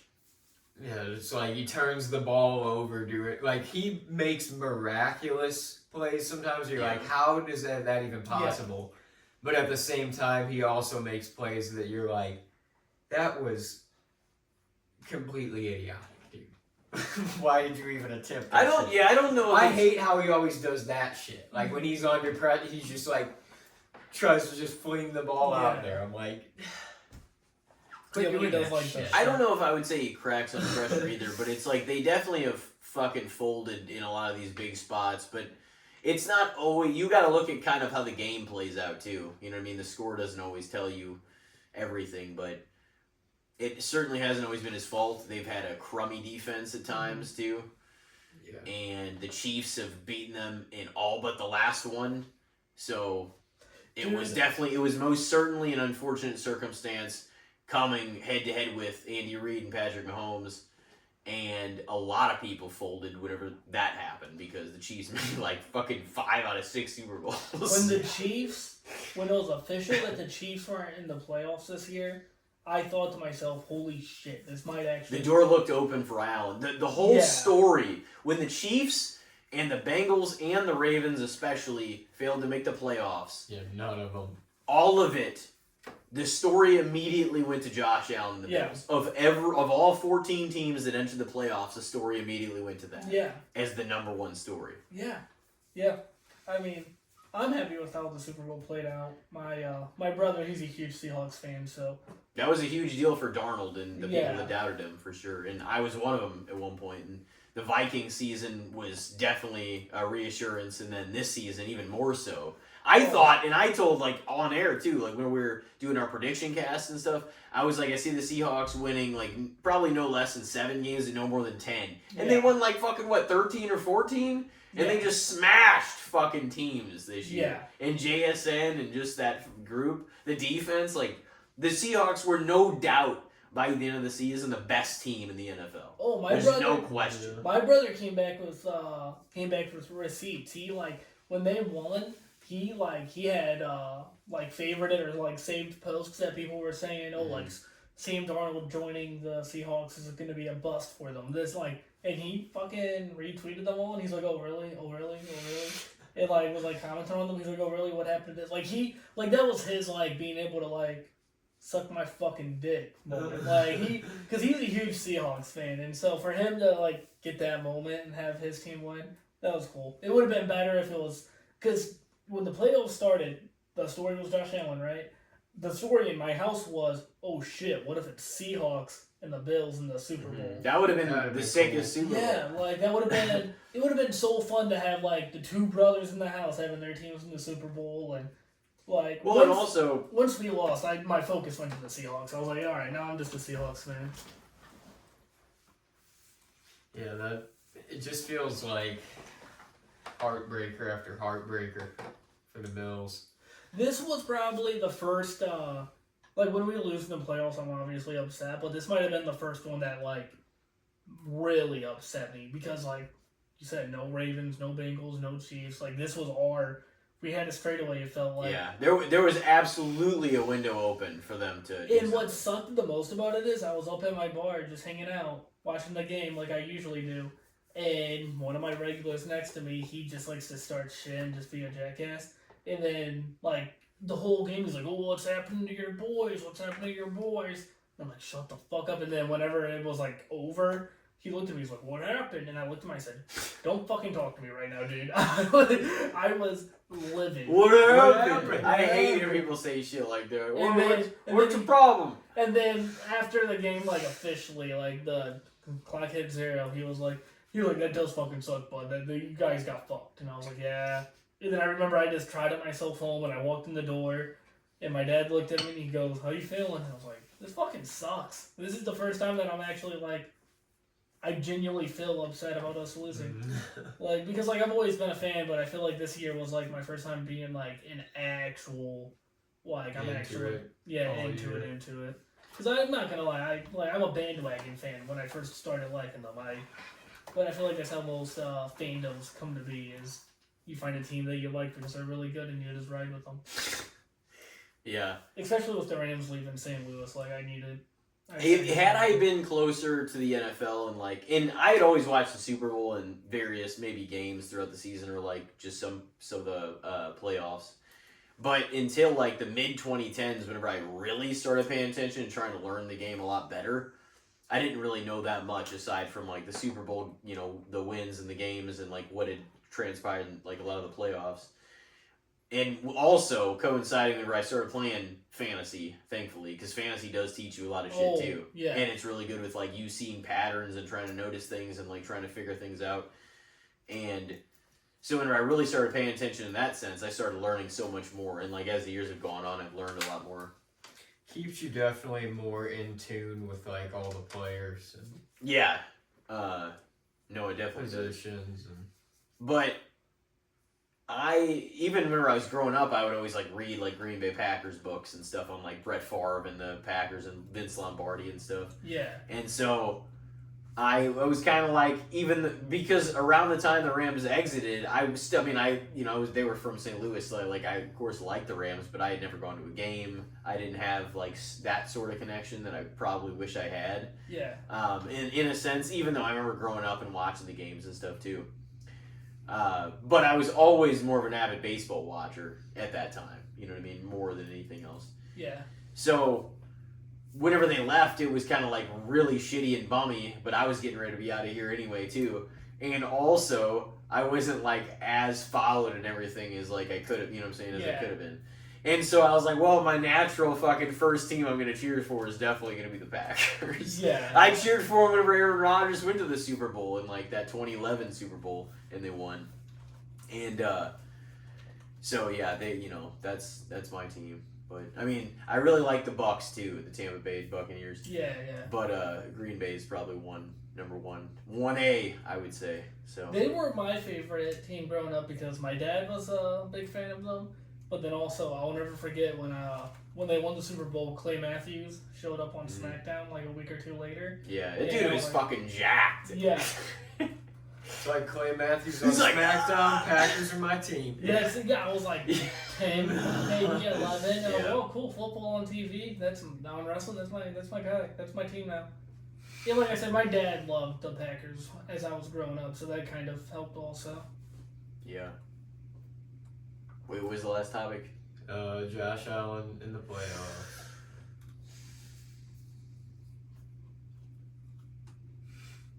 You said fair. Yeah, I said fair. I think he's fairly rated. I could see both sides to why people would think he's... He takes a lot of criticism for it. I know, but see, that's not Josh Allen's fault. That's the thing, and that's kind of the distinction here. If it's Josh Allen in the playoffs, because if I were to say overrated, that would mean Josh Allen taking the fault, and I really do think most every game, he does everything he could possibly do, and many times with so little, as you said, chicken shit. And which is true though, and I don't know. I don't always give him the fault for that, because also if you're going to give him the blame and fault for that, he's got to get almost all of the credit. Yeah. Because you can't have one without, you know what I mean, without the other. So it's but it's a team, you know what I mean? And if the defense fucking lets him down, if his receivers don't fucking catch balls, it's not his fault. Because I firmly believe Josh Allen is a winner. That's the distinction I want to make here. I would probably say fair too, because there's a lot of people that are still down on him, and the Bills fans will still always show up, especially the ones in Buffalo where it's cold as fuck. And they come out for every season. And shovel the stands. Yeah. And we'll see. I do think the hype at this point, we need to taper it a little bit and be realistic. And it doesn't mean that they can't win games. They've made a few AFC championship games, and that's worth something. But they failed to make it further and failed to make a Super Bowl. They're the only team that has made that has won a playoff series or more 7 years in a row and failed to make a Super Bowl. Every other team that's ever won that many years has at least made a Super Bowl, if not won one. I didn't know that stat. Yeah, I didn't know that either until like this last season. And so that kind of tells you at a certain point they fail to cash in, which they have again and again and again and again. Yeah. You know? So it's like, it's hard to keep making excuses after so long. So it's like Sean McDermott. It's like, man, he's a winning coach, but at the same time, this has happened year after year. Yeah. Yeah. And you don't have Josh. Like, there's so many good quarterbacks that have come in and that are still in there that it's just like, yeah, it feels like, eventually we'll win one. But it's just like, the years are going to slip the fuck away and you're not going to have won one. Yeah. If you don't get your shit together, you know? Just ask, like, Joe Burrow hasn't even been back to the playoffs since the year that they made the Super Bowl. Lamar Jackson has either failed to the Bills or failed to the Chiefs every time. Yeah. So it's almost like, in that category of things, the Chiefs have always had more success than the Bills, but the Bills have always had a little more success than the Ravens. And that's kind of how it's gone, aside from the one outlier where the Bengals did make the Super Bowl. Yeah. Which is funny because the other two have had more consistent success, but Joe Burrow got them there, too, in a lot of ways. And also McPherson, the kicker, because the one game he basically won by himself. McPherson. Yeah. All right, well, what do you got for us? All right, well, in between last episode that you were on and this episode, you said you've watched Breaking Bad in its entirety, right? Correct. One of my favorite shows of all time. A show I showed Elijah. A show that we enjoyed, watched together. Did you watch El Camino after Breaking Bad, the movie? We finished the series. Okay. And then immediately turned on El Camino, so it was still fresh on us. Good. And you haven't watched Better Call Saul, probably? No. Okay. No. That's okay. No, that's okay. We can have this entire discussion without even having that be a part of it. Yeah. It is a really good show, and it gets better and better because it kind of transpires into the Breaking Bad timeline later on. Yeah. And go, from Jimmy McGill to Saul Goodman and, like, the edginess, like, that he had in that character. But, that's fine, because just Breaking Bad itself is enough to talk about. But, my topic is referred to... So, at the very beginning of the series, the backstory is laid between, like, Gretchen and Elliot and, like, how, like, them and Walter made... Gray Matter Technologies, and they made it together. And like I guess you're not really showed verbatim what happened, but it looked to be along the lines of Gretchen and like Walter were a thing early on. Yeah. And then at some point, maybe she just the way Walt was, maybe being closed off, maybe being guarded, maybe just being too prideful, whatever. Like something happened, and he even kind of said that because like. He was asked about it in the series before, and like he's like, something happened between the three of us. But like obviously she gravitated towards Elliot, and then they got together and with his giant ass ears. Yeah. Yeah. And so Gretchen married Elliot, and their last name was Schwartz, and Schwartz and White, that's gray, because Schwartz means black. And so whenever they made that. Like, one of the whole things that Walt later explains in, like, season 5 is the fact that he took whenever Jesse was like, hey, we could take this $5 million that these guys are willing to pay us, 5 for Mike, 5 for Jesse, 5 for Walt. He's like, and we can take a buyout. And Walt was like, he's like, I remember us talking about this. He's like, pennies? He's like, and you're going to throw away your potential. For pennies on the dollar. He's like, Mr. White, $5 million is not pennies. He's like, it's more money than I've ever seen. And he's like, I don't think you understand. Like, this is whenever he had a firm grasp, was Heisenberg. Like, mid season 5, that was whenever he was at his absolute peak, because he felt in control of fucking everything. And well after after Gus Fring got killed, like, at least several episodes after, and stuff, and before he was out, obviously. But whenever he was explaining that to Jesse, he finally got into that story, and he's just like, well, something happened between us, and what burned him to that day is that his mind was as brilliant as those two, if not more. And he, like, what did that video that we watched earlier said he had, like, a 1985 Nobel not Peace Prize, but Nobel Prize for, like, science, you know, something in science field.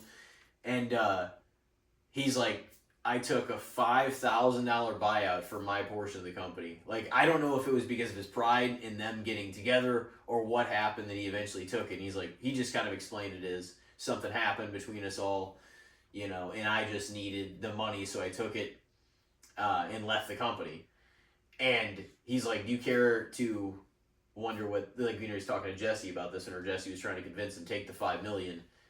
And he's just like, explaining how this burned his ass to this day. He's just like, do you care to guess what that company's worth today? And Jesse's like, I don't know, millions? And he's like, billions. Yeah. He's like, I took a $5,000 buyout, my potential, for like a few months' rent. Yeah. And he's like, and that, I think that also drove it home to him that he had to make something of himself because he missed out on such an opportunity that a lot of it was founded upon his research and not just Gretchen or Elliot. Yeah. But I mean, my whole topic was really about, because you see them for a little bit in the first and second season, and then you see them at the very end whenever we were watching the video earlier, and he's just like, I've got 2 hitmen on you. If for whatever reason the rest of this money doesn't make it to my son on his 18th birthday, they're going to be, you know, after you and stuff. So they come. Oh yeah, because it was Skinny Pete and Badger with the laser pointers on. And so he's like, but the whole thing of it is he's just like, you know, this is where you get to make it right. Like the whole thing, because one of the whole reasons whenever he turned himself in after he called Walt Jr. in that Granite State episode where he's just like, you know, you're not supposed to leave the state or go to the, you know, make phone calls after that guy that disappeared him took care of him. Yeah.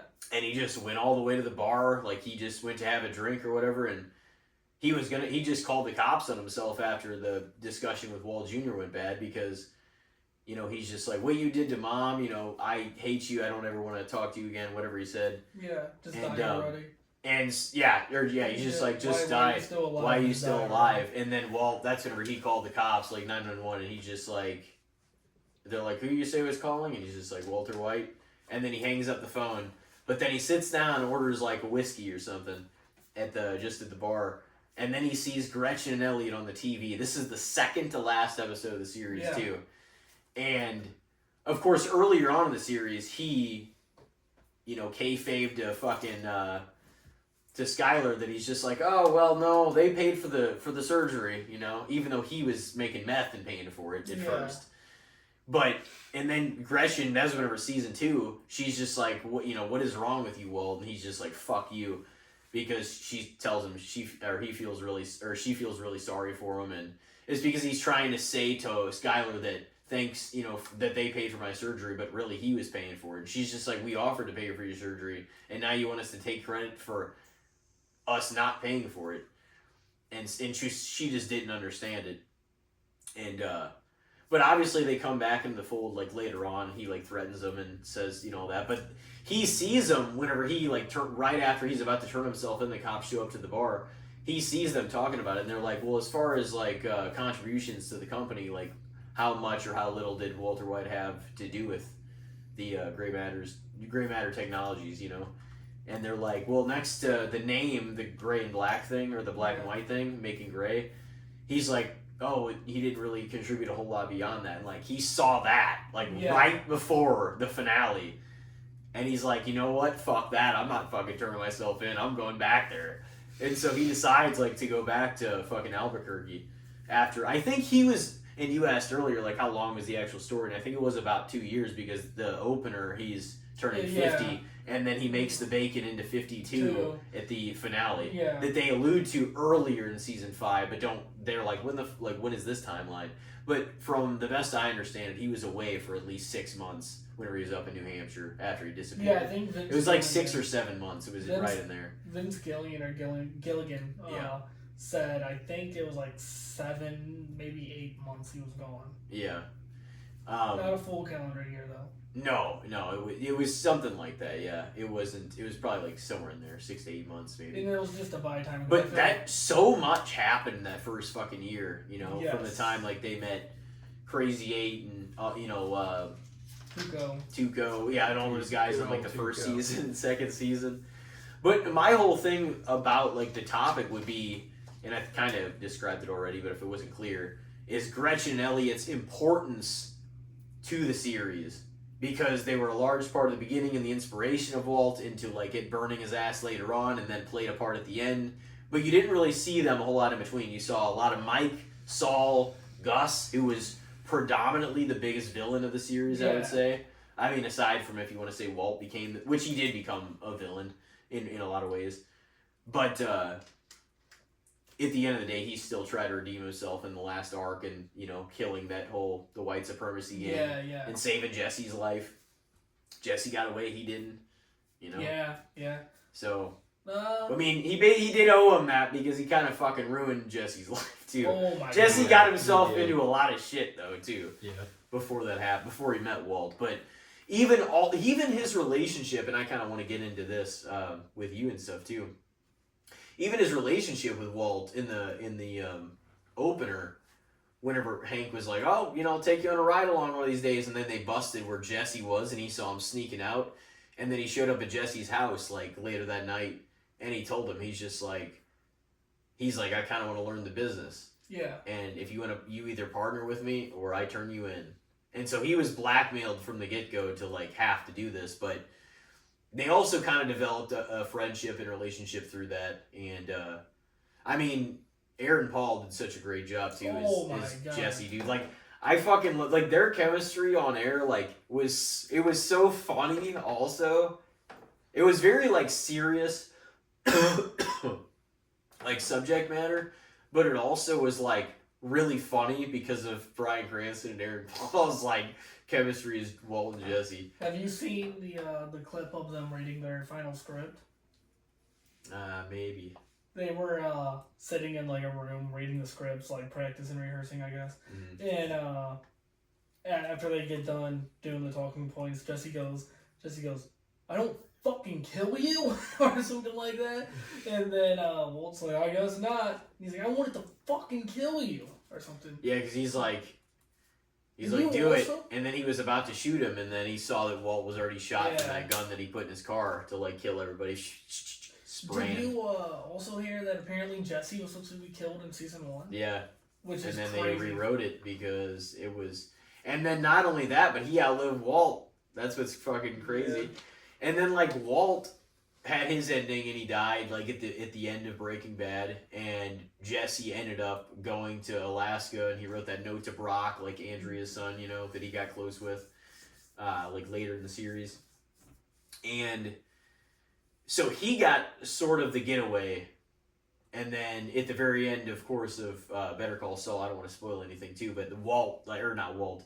So Walt dies, Jesse has his end just away from everything, and then Saul, like as they find him later on, and he is disappeared for a while too. And then things happen, and then if you watch Better Call Saul, it kind of leads to it all. And the finale, the last season, especially Better Call Saul, was very Breaking Badass. It was so sick. I know how the show ends. It ends up like, but he ends up in prison. Yeah, for 80 something. Yeah. So Saul ends up in there, and they all had drastically different endings. It's kind of nice though because Jesse was still like really fucking young when all that stuff happened, and it may not have been ideal, and he had a lot of shit to get over, but at least he got his ending, which was like just away from all the bullshit that he had experienced, Yeah. Yeah. He ended up with some money, right? Oh, yeah. Yeah. So. No, I think it's... At least he had that to fall back on. The answer... Yeah, because he disappeared himself, yeah. The answer... So the topic was... Yeah, Gretchen and Elliot's important. I mean, we can obviously talk about the show beyond that because I just want to know what you... Who is... So, if you look at it too, like, who is your favorite character in the whole show, you think? Mike? Hands down Mike. Mike was a bad son of a bitch, That was I think, maybe both my mom and dad's favorite too. And I hear he's a big part of Better Call Saul, and that's the one thing. That's the one thing that leads me into wanting to watch it. No, I love Mike. Yeah. Mike's probably the second lead. Yeah. So I knew a lot of the spoilers for the show because of YouTube thumbnails and shit. Like I knew Hank died. I knew Walter. I knew the ending of the show because I started watching the show like 7 years after it stopped airing. Yeah. I knew Hank found out and all that, but I did know that Mike died because I accidentally fucking seen it on Google. I was looking up a question and it's like, Mike Ehrmantraut dies. And I was like, what the fuck? So like, it was like, Mike Ehrmantraut gets shot or something like that, and it didn't say what episode, what season, any of that. So like, anytime there was like a debate between him and someone, I would look at my brother like, this is where he dies. Watch, this is where he's gonna die. But whenever he did eventually die, that was like probably the one death behind Hank that like gave me chills. Like, cause when Hank died, I knew it was gonna happen, and like how that happened, like going into that episode, I had a feeling he was gonna die. But then when Mike died, that was just that was the first death in multiple seasons that Walt actually like felt bad about. Yeah. Because you could see it instantly after. Because that clip that we were watching the video earlier where he's like, we had a good thing, you stupid son of a bitch. We had Fring. You know, we had a lab. We had everything you ever needed. And it all ran like clockwork. You could have, done your job, shut your mouth, and everything would have been fine. He's like, but no, you just had to be the man. You had to be, your pride, your ego. Everything could have been fine. His final... And so Mike just, told him fucking what's what. And so he grabbed the bag that Walt dropped off for him because Saul was like, well, I can't drop off the bag because everybody's probably on my place right now. Yeah. And then Mike said no to Jesse because they were all in that room trying to figure out who was going to give him the bag. And Walt's just like, fuck, I'll do it. Yeah. And Mike was like, no, not you, kid, to Jesse.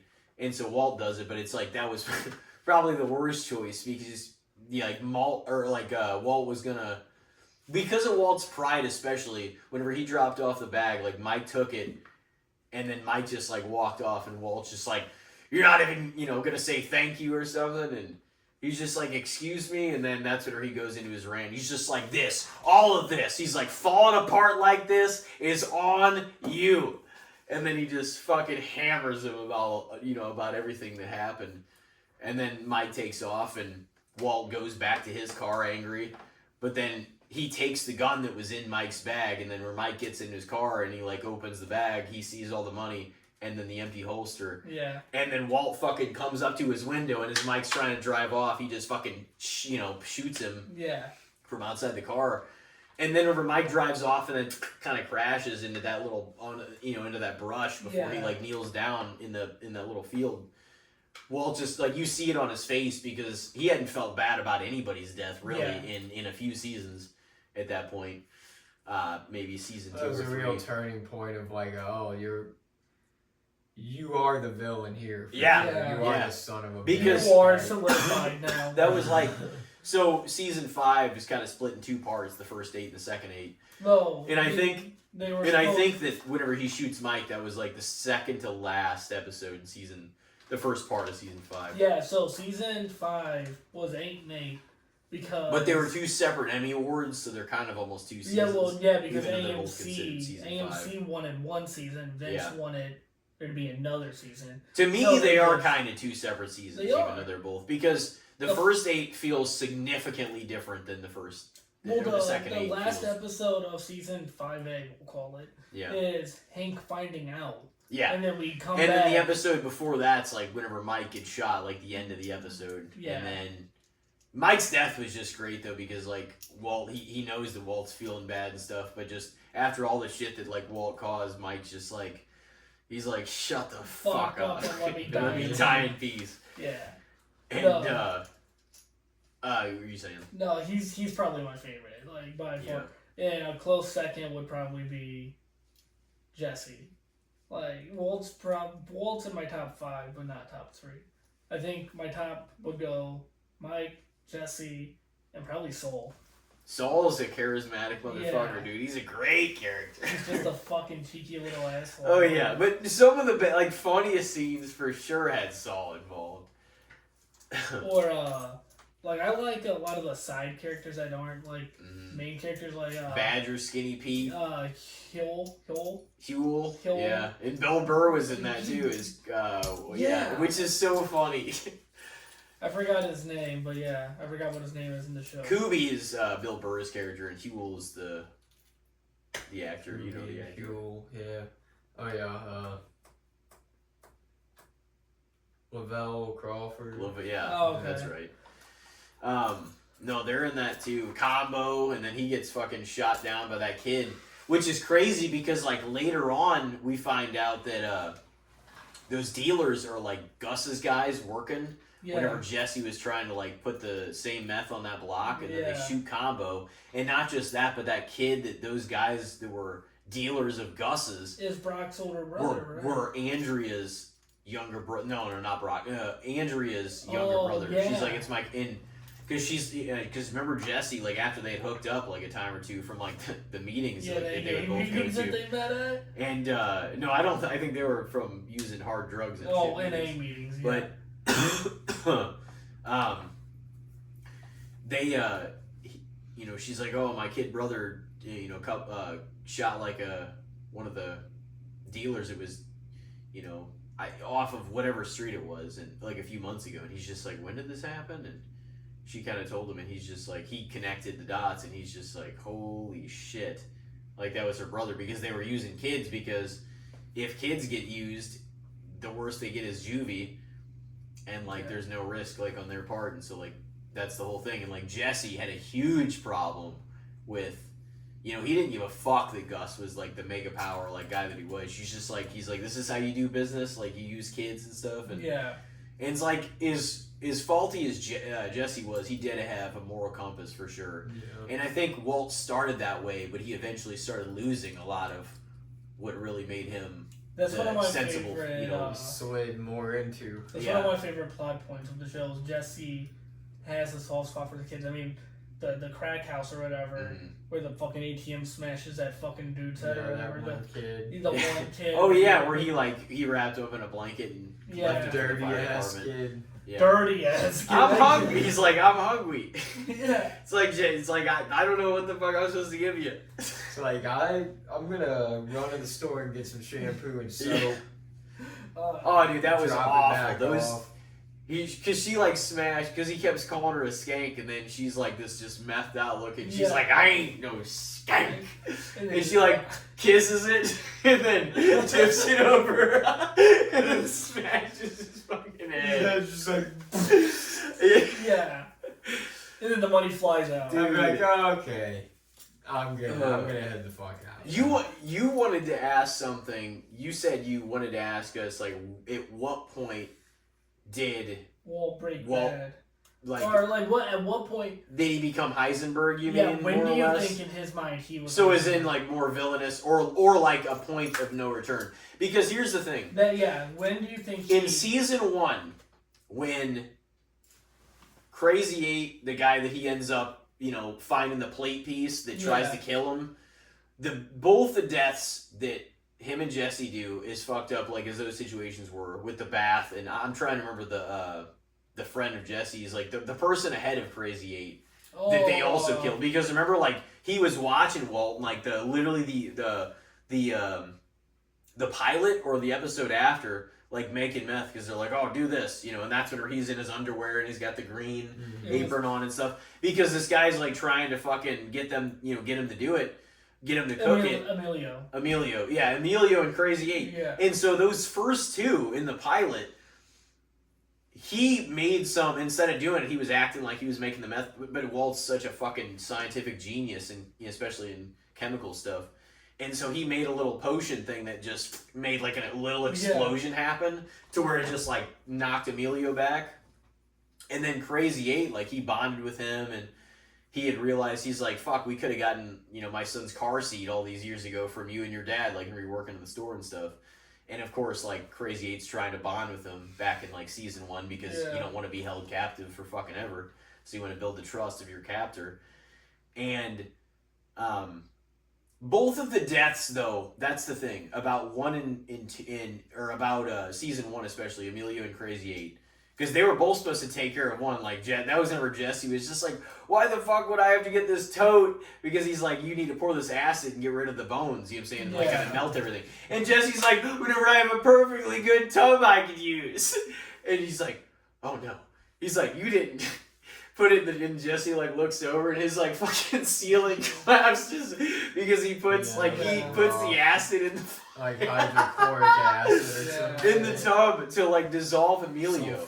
And meanwhile, Crazy 8's still in the basement of Jesse's like aunt's house or his like now his house. And so they're going through that. My whole point of it is you can almost chalk up the season 1 deaths of Emilio and Crazy 8 as self-defense as far as Walt and Jesse's part. Yeah. Because their lives like were threatened, and like if Walt didn't do something, like Emilio basically had a gun on him as he was starting to make the meth, So you can kind of bypass some of that. It like was fucked up, and they're like, we can't even discuss this or think about this. They were trying to sweep it under the rug. And obviously you saw season 2 play out with the crash, the 747. You saw him make the decision. A lot of people would point to whenever he started losing more of the humanity would be when he decided whenever Jesse and Jane were shooting up the heroin near the end of season 2.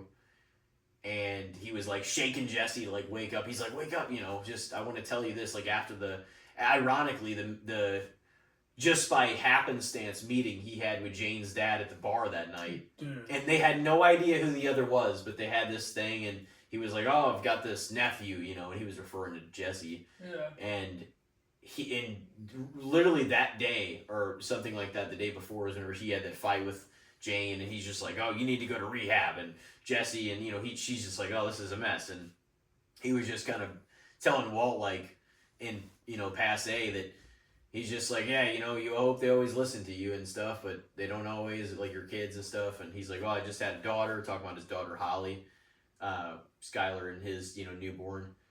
And he's just like, well, they are who they are. Just you got to love them and protect them and stuff. Like talking about having a daughter as opposed to a son. And it was just crazy because that all happened, and then later on after that talk, like that's why he went to Jesse's, and he was like shaking Jesse awake because they had been doing fucking heroin and stuff all day. And he's like shaking him, and as he's shaking him, Jane like rolls over to like basically back up, or up. So as she's like on her back, she just starts coughing, and then like that's after she kind of tried to blackmail him, like, oh, what I know about you and blah blah blah, and like Jesse had said that he had the $400,000, and she's just like, oh my god, like she's like, oh, we can do this with it and stuff. And this was whenever they were both heavily abusing drugs and shit. And and in that moment, like after that last meeting had happened too, Walt was just kind of like trying to make a decision whenever he rolled her over and she started like basically coughing up her own fucking puke, And in that moment, that was what a lot of people point to as, was this the ultimate, like, there's no turning back, because he had to sort of figure it out. His first instinct, if you watch that scene back in season 2, was to save her. And then as he was about to, he remembered like her threatening to blackmail him and all this stuff, and then he just kind of like slowly backed away, and he's just like, he was still nervous, and he's like still teared up as she was like coughing, and then just hurled and died choking on her own throw up. And a lot of people point to that as like the time that maybe he did. But there's a lot of things, like there's a lot of ways to justify a lot of what I think a good degree of what he did, or even like him and Jesse saving their lives whenever they had to kill Gale. Yeah. Dude, I don't know if anybody in that series was as much a recipient of just bad shit happening to them for no fucking, like, they didn't ask for any of it, as like much as Walt Jr. and fucking Gale. Yeah. Like, poor circumstances, yeah. Yeah. Gale for sure. He was just like way too nice and innocent of a guy to be in the game that he was in. Yeah, he was. No, and honestly, it's kind of funny because, like, as you're on Walt's side for a while, it's not that you necessarily see Hank as the villain, but you're kind of like, Hank's kind of a bully, and he's kind of a dick to Walt and, like, some of the other characters, But, like, really, he was the one on the right side of the law at all times, and he was trying to find this guy, but it just so happens this guy is the protagonist at least the beginning of the year, like, trying to be behind. And Yeah. while he was just trying to help his family out financially, you were behind him, and then it just got increasingly, some of his decisions got a little harder to justify, especially like poisoning Brock. But he knew he needed to do something to flip Jesse, because if he got Jesse on his side, they'd be able to beat Gus. And he was right, but what he had to resort to make that happen was a little nasty. Oh my god. Because the very end, after Gus comes out and he does that whole, like the feud that he had with Hector Salamanca, and like he's just like, I know a guy we hate probably just as much. I know you want me dead. And he knew that Hector wanted more than anything to take Gus out for like what Gus had done to his family too. Yeah. And even like having Mike, like one of those guys that survived the shooting with Hank, because Hank killed one of them, and the other one survived, but he had like, remember that he had like basically stubs for feet, and he like crawled out of the bed and was trying to come after, like, once he saw Walt, because he matched the picture of the description that they showed of what Heisenberg looked like from earlier in season 3. It was like Gus or some part of Gus affiliated people like had killed everybody that Hector had become, that Hector was affiliated with in his family. So like even as an old man, he was like basically crippled and he had nothing left. And like, so Walt's just like, I'm coming to offer you a proposition. He's just like, we'll build this bomb. You lure him in here. We'll fucking dice the whole thing. Yeah. And Tyrus, like Gus's like backup guy, was in there at the same time too. So that was another one. And but it was just, dude, it was just so fucking brilliantly done, because at the end of season 4, after that bomb explosion, and like Gus comes out and like just naturally, he just like straightens his tie, but like as the camera pans, he like looks normal, and then half his fucking face is missing, and he like goes to the doorway, and then he just falls the fuck down. Yeah. And like they light the lab on fire, they get rid of all the fucking evidence, and just destroy the whole fucking thing. Season 4, when I first watched, it felt like season 4. That could have been the ending, and it would have been still great. Yeah. Because even like with them both on top of the garage, like the whole episode felt like a series, not a season, but a series finale. Mm-hmm. And then the very ending, whenever he's just like, that Brock, it wasn't the ricin, because he wanted to make it seem like, that's what the thing is, like Walt, I forget exactly what he did, but he wanted it to be something that, and he even admitted this whenever like Jesse was siding with like Hank, like later in the last season, whenever like right before Hank's death and stuff, and he got Walt to admit the stuff that he did, and Walt's like, oh no, I knew exactly how much to give him, I didn't want him to die, and blah blah blah, because if he had given him the ricin, he definitely would have died. But Walt purposefully got Huel, as he went into Saul's office one day, like late in that season, to like touch it, up real quick, and like if you look really closely too, he does grab the bag out of his pocket. The whole reason he did that is, do you remember the cigarette that he unloaded and put the ricin pill in, and then he put the tobacco back on top of it? He wanted Jesse to like freak out, because he's just like, where the fuck did it go? And to make him think that, so that Walt could flip the story that Gus did it, and he poisoned him because he needed Jesse on his side, and that's the whole reason he did it. But the villainous real part is like the reveal at the end, after all that happens and Gus dies at the end of season 4, is like it shows like the back of like Walt's house and stuff, and the pool, and it zooms in, and then like in the scene right before that is Jesse like Walt calls Skylar, and he's just like, I won, we did it. And she's like, was this you? Like, because they heard about the nursing home bomb explosion. And Jesse's like, the doctors, they never said anything about ricin. They actually said it was some plant that kids will sometimes play with and end up poisoning themselves, called like Lily of the Valley. Yeah. And then the end of the fucking episode, it just so fucking brilliantly done, dude. Vince Gilligan. And he is just a master. And like how he zooms around it, and like it goes into his back, like just backyard where the pool is, the patio table and stuff, and then it zooms in, and the Lily of the Valley plant's sitting in his backyard. And it's just like, my only thing is, to this day, and this has never fully been explained to me either, is how he gets that to Brock with that, because that's not really explained, like how he, the only thing I can think of is, whenever Andrea and Brock move out of their former place and then move into a new place, at some point, Saul brings over a plant. And I'm like, one of the only things I can think of is Walt being like, trying to even do that and be like, hey, just give him whatever. And like, maybe he'll like fuck with it or something. I don't know. I'm like, those pieces have never really been connected on like how he does it. Vince Gilligan said it could be a handful of options. I forgot which ones. The one I remember is there was like a scene where he's at Skylar's house or at Brock and Andrea's house, and apparently he could have put it in his cereal or some shit. I don't know. Dude, Andrea, that was another recipient of a fucking really ugly situation she had nothing to do with, but because Jesse tried to escape once the white supremacy gang and Jack Welker and his like guys and stuff like took him. Whenever he tried to escape and he like almost got out, he's just like, you better kill me now because I'm not cooking, one more time for you psycho fucks. That was the B-side of whenever Walt was in the Granite State episode, so the second to last. And later that episode, they take him to Andrea's house, and then Todd fucking knocks on the door, and so she comes out, and he's just like, I want you to know this isn't personal. And so he shows Todd fucking blowing her brains out after like the Drew Sharp stuff, after everything that happened. Which is why, like, when Jesse choked him out at the end of the series, that made it so much more personal, because he strangled Todd.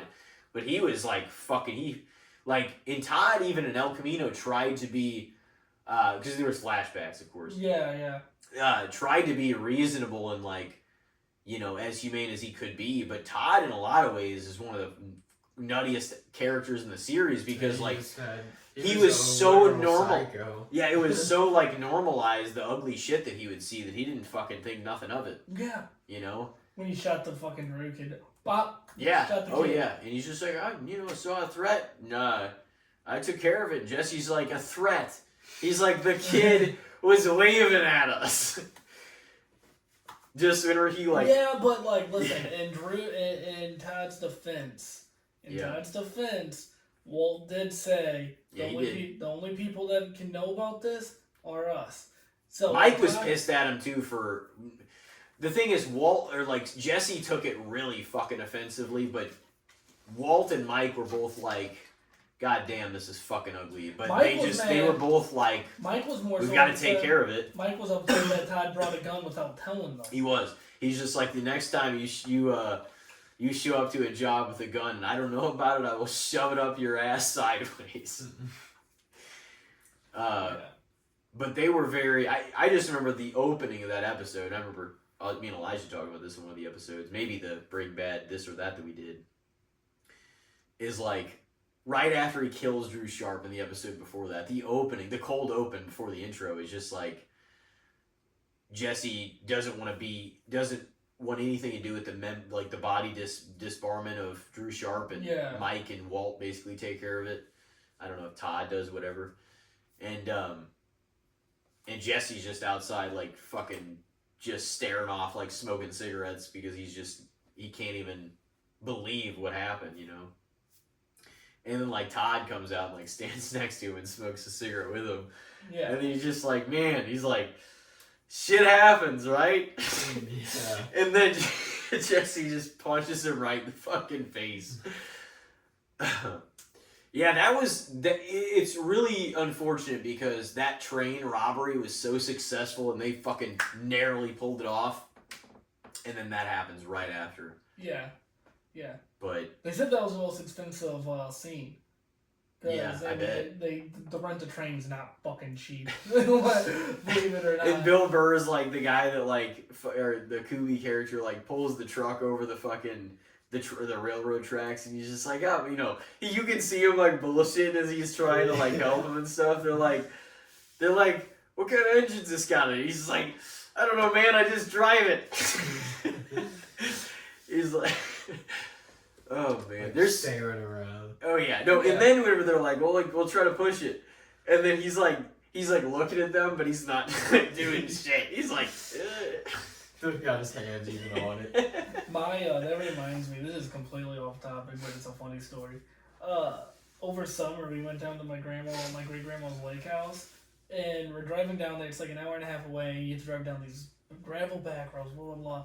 And my little brother, he's 18 or I don't even know if he was 18 at this point. He might have been 17 at this point. He goes, what's this mean? I said, what? And he goes, it says check engine. And I said, okay, well, calm down. I said, it could mean absolutely nothing, or it could mean that we're fucked. Like, it could be anything, dude. And he's like, okay. So we get to the lake house, and then he's like, you want to drive up to the basketball court up the road? And I was like, yeah, sure. So we drive up there, and then we go to drive, and he's like, what's this mean? And I was like, what? And he said, it said full throttle shut off or something like that. And I was like, oh, yeah, that would mean something bad. Like, he's like, I'm pressing down on the gas as hard as I can. It's only going 20 miles per hour. And I said, oh, yeah, that's bad. So we pull back into my grandma's lake house, and he pops the hood, and me and him just sat there, hands on hips, looking at the engine and all that for like probably 15 seconds. And he looks at me, he goes, no offense, but do you know anything about cars? And I just looked at him and I said, no, not at all, actually. I'm just looking here hoping that something just sparks in my mind and I can like fucking see something. Something starts smoking or something. Yeah, I'm just hoping that I can see something that I can contain maybe. And then it ended up being like a fucking loose wire or something, but like, it was just funny, like you talking about how they were just staring at the truck. Me and my brother just stood outside his car just... What did you think of the finale of that show? I think it was perfect. Yeah, a lot of people like the first time I saw it, I didn't appreciate it as much as, surprisingly, like you would have thought that because like I mean I love the show, but I was like, man, like I don't know what I was expecting, but I'm like it really did tie things off in a nice way. There's not a single plot point left. No, there was. They tied up pretty much everything. There was a couple of those little questions I still wondered about how he got it to Brock, about how like the poisoning in like season 4. There was at least one or two other questions I still didn't know to this day. I like that he eventually used the ricin. I love that the ricin. Oh yeah, it still played a part. It's taped on the inside of an outlet fucking cover. That's the most genius place to like hide something. He when he called her and he said, "Do you feel sick, almost like flu-like symptoms?" That's the ricin. You have about 24 hours left to live. To Lydia, yeah, she needed it. Goodbye, Lydia. And Walt dying, people like I've heard people say they don't think Walt should have died. I think the show. He didn't get caught. He like died fucking right as the cops. That's right when the cops got there. Him dying. He needed to die at the end of it. That felt right. It did because he was able to do everything. He inevitably probably got the $10 million sent to his son, and he said that. He's like, oh, you know, Gretchen Elliot even said, going back to the original point, they're like, it doesn't make sense from us, and he's just like, oh, it certainly would. He's like, a couple of people that are, you know, as wealthy as they are, giving $10 million to, you know, such a victim of their horrible father and stuff. He's like, it certainly would make sense. And that was Walt's money, so he still inevitably got $10 million to Walt Jr. and the family. At the end of the day, after all that stuff, at least he still did get them what he set out to do. Yeah. But yeah, I mean, I don't know. I think it's kind of a weird ask on that part because like Gus, Mike, like a lot of the characters throughout, even Tuco, like leading into it, but Gretchen Elliot had a huge part kind of at the very beginning, like season and a half, and then the very end. But they were alluded to, but they weren't really in a whole lot of the show. So I figured that would be an interesting one as far as like their importance to the show. Yeah. So their importance. Is but I mean, certainly the fact that burned Walt's ass in the first place to get after it and stay after it because he's like, you know, to that time it still bothered the fuck out of him that he sold out. Yeah. You know. That's what I was gonna say. I would actually probably say they're underrated. Yeah. Their importance to the show because they were like one of the main burning motivations of the main character. Yeah. Really, shit, that might have been when he broke bad, is whenever he fucking left fucking Green Matter. That might have been when he turned into Heisenberg for real. Maybe it was because he always felt he underachieved, and that was part of the whole pride thing. So like once he finally found something that he was better at than anybody ever, no matter how dastardly it was. He was like, he took pride in that. And he's, you know, and even Jesse asked him, he's like, how he's like, I'm building an empire. You know, I'm an empire business. I'm not in. You asked me if I was in the meth business or the money business, and he's like, neither. He's like, I'm in the empire business. Yeah. And Jesse's like, no offense, Mr. White, but is a meth empire something to be that proud of? And then that's where he goes into the Gray Matters technology story. And, you could tell that was the whole underachieving thing. Like, he always knew that he was meant for more, and, like, that was his way of kind of getting a lot of it back, as revealed, like, later in the story. I think also by then, like, if Vince Gilligan didn't have it all written out before then, and I think he had a lot of the story already laid out, like, well before it happened, in where he wanted to go. Bring them back into the fold, especially that late in the game, was interesting because, like,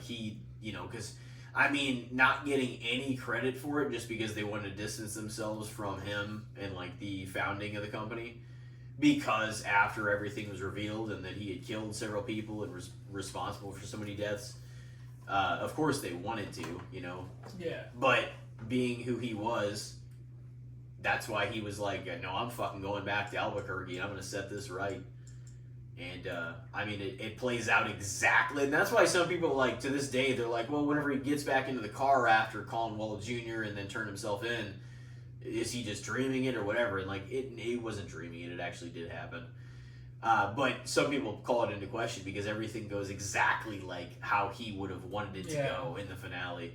But, I think you can also attribute that to Walt's precision and his fucking calculated skill set, And, if he wants it to go this way, all he had time to do while he was away was plan. You know what I mean? Yeah.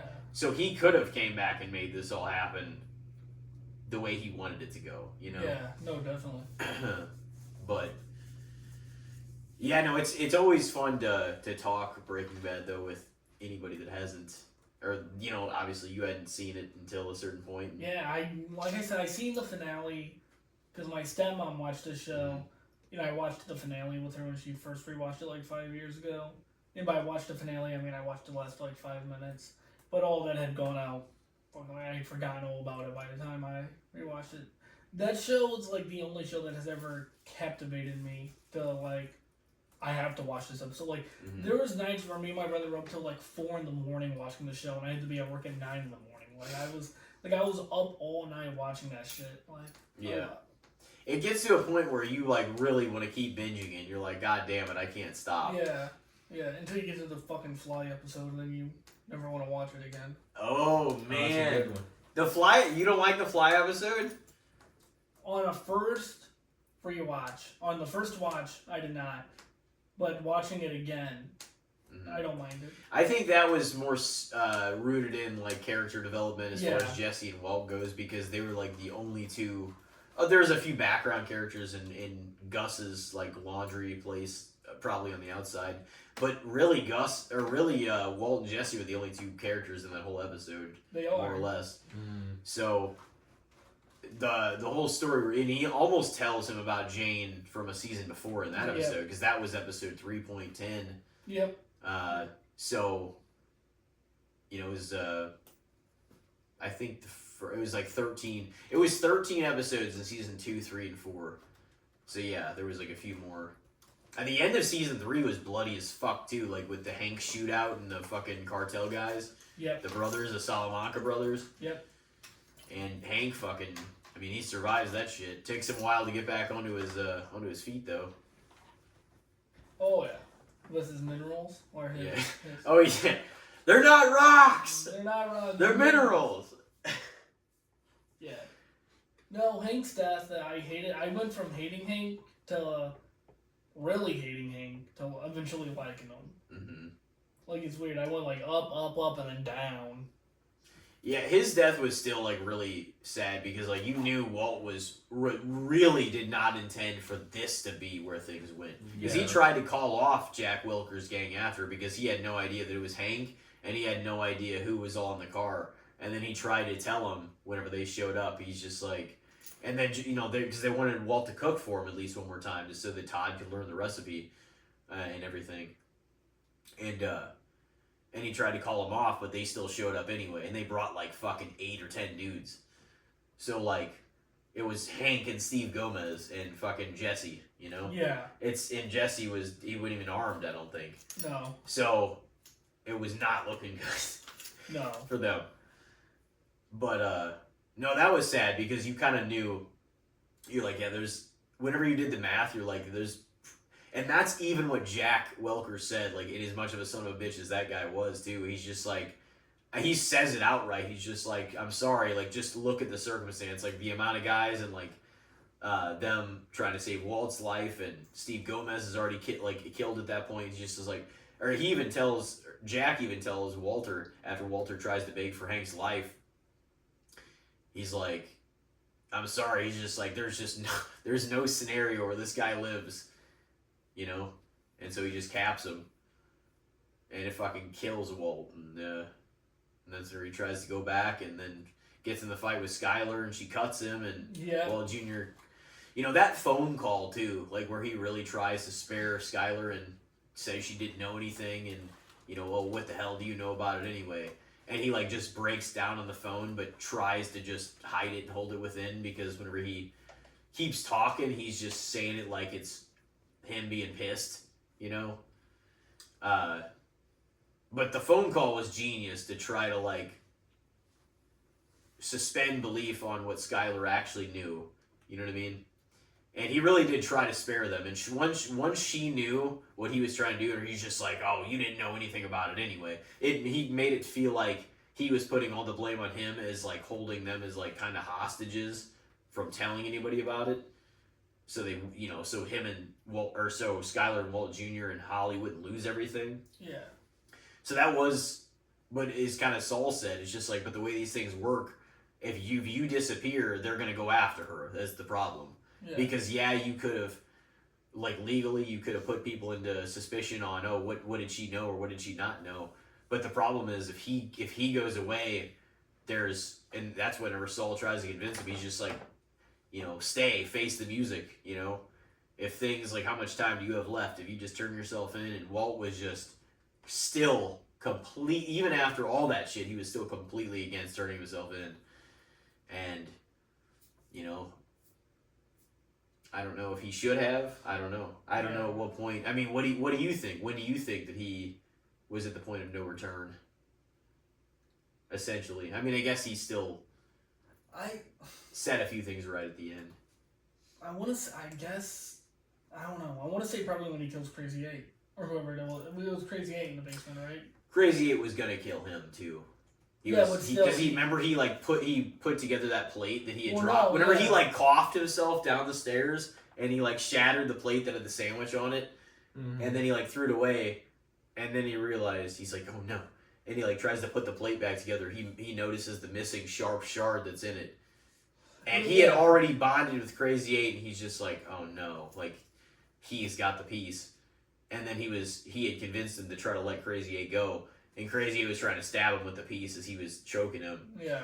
But it's like, that's the thing. It's like, I don't want to... but as far as playing devil's advocate and against, like, Walt at the same time, or I guess for and against him, you can kind of chalk up, I feel like, the first season deaths to self-defense on him and Jesse's part. You know what I mean? Yeah. Jane, that might be a different story. Definitely Gail was a different story. And... you know, I mean, not a lot of innocent people in that show. No. You know, even like Skyler after a while went along with everything that was happening. And she even said, she's like, I'll be asking myself that the rest of my life. Like, while she, you know, because Walt Jr. tried to ask her, he's just like, why would you go along with that? Yeah. I told you I was going to tell you my favorite scene, like, so I can get your reaction. My favorite scene, I guess it's more of a line, is at the end when he tells Skyler, he goes, I didn't do it for the family, I did it for me, I was good at it. Like, that's just him accepting that he was doing this for his own selfish reasons rather than actually doing it for the family like he was trying to tell himself. Remember, he had said that so many times. He's like, everything I did for this family. Yeah. Like that kind of shit. He said that a lot of times, and Skyler, after a while, it was getting hard for her to justify, like, she's like, I don't want to live in a house where dealing drugs and killing people is chalked up as shit happens. Yeah. And, I mean, she started to feel that's why she sent the kids away in, like, you know, early season 5, because she's like, after the Gus stuff happened and she realized Walt had something to do with it, she's like, I don't want them in this house. And that's kind of whenever he, like, cornered her again and said, like, he's like, well, what are you going to do to stop it? Are you going to, blah, blah, blah, and this and that? And she's like, I swear to God, she's like, I'm not going to have him here. And they lived with Hank and Marie for like a few months at that point. Yeah. So, but then Walt finally got out of the business. Him and Todd cooked a shitload of meth, and then Jesse was already out for a while by then too. And then that's kind of whenever the last 8 of season 5 started. Yeah, 5A, yeah. So, yeah, man, a whole lot of shit happens in that show. Oh, yeah. Oh, yeah. I always see people saying they want other spinoffs too. You know, like there is no other spinoffs. I don't want them to just keep tugging at the fucking thread and pulling things out of it. Like, it's there's all the, and now I think Better Call Saul even has like 60. I think it was like 63 episodes. Maybe they might have had one more. And that had a good run. El Camino, like everybody had their like stories. We got a little bit of after in Better Call Saul and in El Camino, like a Breaking Bad timeline, So I think we have a good amount of that universe, and we don't have to. Yeah, exactly. Because I think right now it would be perfect if you leave it the way it is. Exactly. Because it's like we got more than we had ever thought we were going to get anyway. Yeah. And luckily, all that shit was still really good. Yeah. They didn't diminish it. So. Yeah. But yeah, I mean, I know Gus was one of Elijah's favorites when we watched that. Yeah. It's probably my favorite. Your favorite character, period? Probably. Gus! He is! He is one hell of a villain. Yeah. No, he definitely was. He sliced fucking Hector's throat, man. Or no, Victor. Victor. Oh my God, that was the crazy. But just like the so thing clinical about it. Yeah. He was. But also, he knew Victor was kind of a threat because people had seen his face at the crime scene. Yep. And that's ultimately the reason he did it. But Walt and Jesse even talked about that for like the next season or so, like here and there, is like why Gus did what he did, the way he did it, and ultimately, like, I think he did it for that reason, but he did it in front of Walt and Jesse to fucking set an example, Right. to, like, if they, to where they don't step out of line, because they killed Gale in the first place. Because whenever they stayed in that lab overnight, like it was the end of season 3 into 4. And the beginning of season 4, they felt threatened by Gus, like that whole season, just because of when he was going to pull the trigger and do something or what he was going to do. Because they cornered him into, we're the only cooks, now you have to fucking keep us no matter what. Yeah. And, somebody like Gus don't want to be big dicked like that. So. Oh, man. So what do you guys both said underrated for his Gretchen Elliot? Yeah. All right. Did you have another one? Yeah. Alrighty. Let me pull it up. I had to do some rearranging. My next one is Spring League football leagues. Like the UFL? UFL, XFL, USFL, stuff of that nature. I want to like it more than I do. I just don't. Like, I love football. I love the NFL. I just don't care. I think. And, the Battlehawks, we have them here, and that's kind of like our football team. People are really behind them here, apparently more than any other UFL team. We're the most watched and most attended games, too. But, I don't know, think man. what it'd be like if they did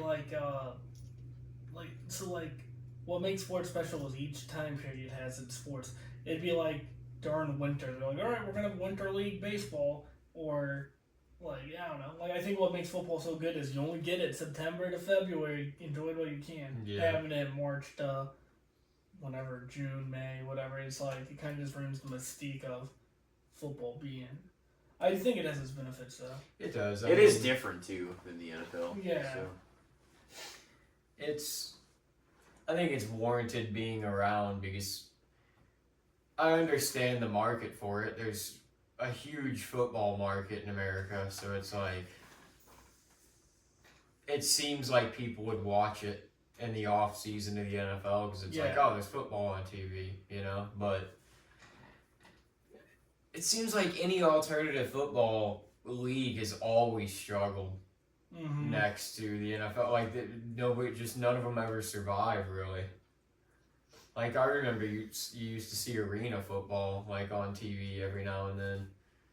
There was, like, no sidelines. Yeah, it was just fucking... In the square. Yeah, like a hockey rink almost. They just get slammed up against the fucking wall. Mm-hmm. That shit was nuts. Yeah, I don't know. Like, I'm gonna say fair because I do understand the reasoning for having it around. And like I said, it seems like it should attract viewers. Like, I get that it seems like there'd be a market for it, but at the same time, it seems like they've always, like you're just saying, like spring leagues in general, like they've always struggled. Yeah. And I've never really cared about them much personally. I went to my first football game ever last week. It was the Battlehawks game. That was the only time I've watched a spring league game. I've never watched it on TV. It's cool seeing these kids get a second chance and get to play again, but at the same time. Yeah, I mean, I definitely think it's cool for the players. Like, there's more players that get an opportunity and stuff like that. But I don't know, what do you think? I think it's fair because it's pretty cool that there's at least something else for the springtime that we're talking about as far as football. Like, and they also try out rules and different things like that for the NFL and just, see what works or what can be. I mean, and they've also brought on quite a bit of UFL talent, like just for, backups or just people to, play, role play and stuff. And I think that, I think it definitely has its benefits. I mean, it's not hurting anybody that it exists. It gives, like, a lot of these cities something extra, to kind of get behind. But I would probably say fair. Back in 2020, I had season tickets, and we only went to 2 of those games, and then fucking no-go because COVID happened. Yeah. And then so we eventually got refunds for that. But it was fun whenever it lasted. I think we won both the home games, the Battlehawks. The atmosphere in the dome is fucking nuts. Yeah. Like, last week it was It is pretty cool that people still come out and support them. Yeah. Well, it's our only football team. Yeah. Yeah, St. Louis, or we're deprived, man. Yeah. But yeah, so what would you say, Elijah? I said fair. Yeah, fair. You got another one? Yeah, this one's just kind of random, but you were talking about working the school lunch shift. So it made me think, what do you guys think of this might be kind of a hot take of mine, I don't know. What do you think of the little paper milk / juice cartons they serve at school lunches? God. Honestly, I'm kind of for them. I think it's a nice little serving size most of the time. I don't really want more or less, like, that's a nice little cup of juice or cup of milk. It's in a more environmentally friendly container there, a little paper container. And that little, like, flip lid, you can just boop, and it seals it pretty damn well. If that thing drops on the ground, it's not spilling all over the place. True. Maybe a little bit. Maybe a little drop, a few drops. Yeah. Depends on how you drop it, but yeah. Yeah. I like them. Yeah, I mean, I don't think they're bad. They do kind of like... They'll break down around the lip of it if you fuck around with it too much, Put your lips on it too much. Yeah. It's paper. Well, yeah, I think they're fair. Hell, I might even say underrated. I was gonna say they're a little under. They don't, outside of like school lunches, they don't sell anything in those containers really. No, like milk sometimes at the store, but that's very hardly I see. You can't buy like a pack of milk or juice in those containers. Well, that should be an option. I'm talking about the big one. Yeah, no, I think I've never seen what's it called? I did see it's like a 12-pack of like, these little milk cartons or like little orange juice cartons or something. Then why not? Should be an option. He's gonna tear into him. I know. I don't really have strong feelings towards them. I just thought it'd be funny. I drank them fucking growing up. The chocolate, the regular milks, the fruit punch ones when they were in there. They weren't too bad. Strawberry milk when they had that for a while. Yeah. Didn't like it, huh? You don't like strawberry milk? I hate all strawberry milk. I don't like it. It doesn't taste like strawberry to me. That's my. Not even like with Hershey's syrup or anything. No, I hate strawberry. So this guy doesn't like strawberry milk, but he loves strawberries and cream, Dr. Pepper. Oh, dude, that's the worst Dr. Pepper, and it's not even fucking close. Dude, like, dark berry Dr. Pepper would slap the dog fuck out of strawberries and cream into another universe. Regular Dr. Pepper would give it the old ass I whooping. feel like dark berry too is like a deeper pool. You know, like if you bring up dark berry Dr. Pepper, not everybody's gonna even know what you're talking about. But because it's so limited and so special, it would just kill. So in like the cream soda one, not even the best cream soda affiliated thing, but it would still slap the fuck out of strawberries and cream. Cherry Dr. Pepper, forget about it, slapping the fuck out of strawberries and cream. It's like how many sodas you're gonna have shit on my soda. No, I tore into this a few episodes ago. We did the sodas for the this or that category. That's why I said it. And it just, oh man, that's why I brought it up. That's the one that like I can't do it. It tastes like fucking cough medicine to me. Really? Yeah, it doesn't. It's not the good side of strawberry. It's the shit part. You know what I mean? There's two parts of it, and we all know that. The fruit roll-ups, they're over-abused too. They lessen the strawberry flavor a little bit because they just make way too many strawberry ones. Yeah. And what kills me is I love strawberries. They're probably my favorite fruit, but like, goddamn, you don't have to assassinate everything with it, especially artificially. So I feel like that about like grape flavor. Like I love grape flavor. Yeah. But there's certain products where the grape flavor, I'm like, this kind of tastes like the medicine I had as a kid. Yeah. It does. Yeah. No, it does. Especially grape and strawberry. Some cherries, but cherry hits most of the time. We talked about this. Yeah. The hit rate. I had something at the bar a couple weeks ago. It was some shot that my bartender made us all, and it tasted just like fucking medicine. And I literally took it and I went, and I was like, "What the hell was that?" And I poured the rest of the shot out. And I was like, I can't do this no more. What were we on? It was the paper cartons. Yeah, paper carton chocolate. Fair. I never had an issue with them. Not to be straight down the middle, which I have been already on a few of these. But yeah, I mean, I don't have anything bad to say about them. I wouldn't like. I don't know if I would voluntarily buy them now, but. Yeah, I just figured I'd take kind of a weird hot take contrarian route there. Because I'm like, it felt fitting, you know? You work the school lunch shift, and I'm like, I don't think we've ever talked about it. So do you double up these shifts? You work during like the school, and then you do the bartending at night, do you? So, goddamn. Monday, Tuesday, Wednesday, I work at the school 8 to 2. I've been getting off at like 1:30 because I get my shit done. And I'm not a 75-year-old lady. I know how to get my shit done quick. And I get off around 1:30, and then I go into the bar around 4. So, I'll like get home, and I'll go straight to my room before work, and I'll take like a good little like cat nap, like an hour or so. Wake up, go to the bar, work there till 9:30, 10 o'clock, come home, and then that's the end of my work day. Do it all over. Yeah, it's simple. I'm trying to think. A couple weeks ago, I doubled up on Monday, Tuesday, Wednesday, Thursday, and Friday, and that's whenever I drew the line. I was like, I can't fucking do that. I can't do 5 doubles in a row because those are 12-hour days. That's fucking sounds rough. Yeah. Yeah, those are 12-hour days. Like, granted, I get like an hour and a half break in between, but like, still no. Especially if I'm bartending and it's like at least when I'm working in the kitchen, if I'm slow, I can like sit on top of one of the counters, or I can grab a milk crate and sit down on that. But when I'm bartending, if we're slow, I just have to fucking truck it out. I can't necessarily just pull up a bar stool and just sit down. I have to like. It's always moving there. Find shit to do. Yeah, find some. Try line always on your feet. Oh my god, yeah.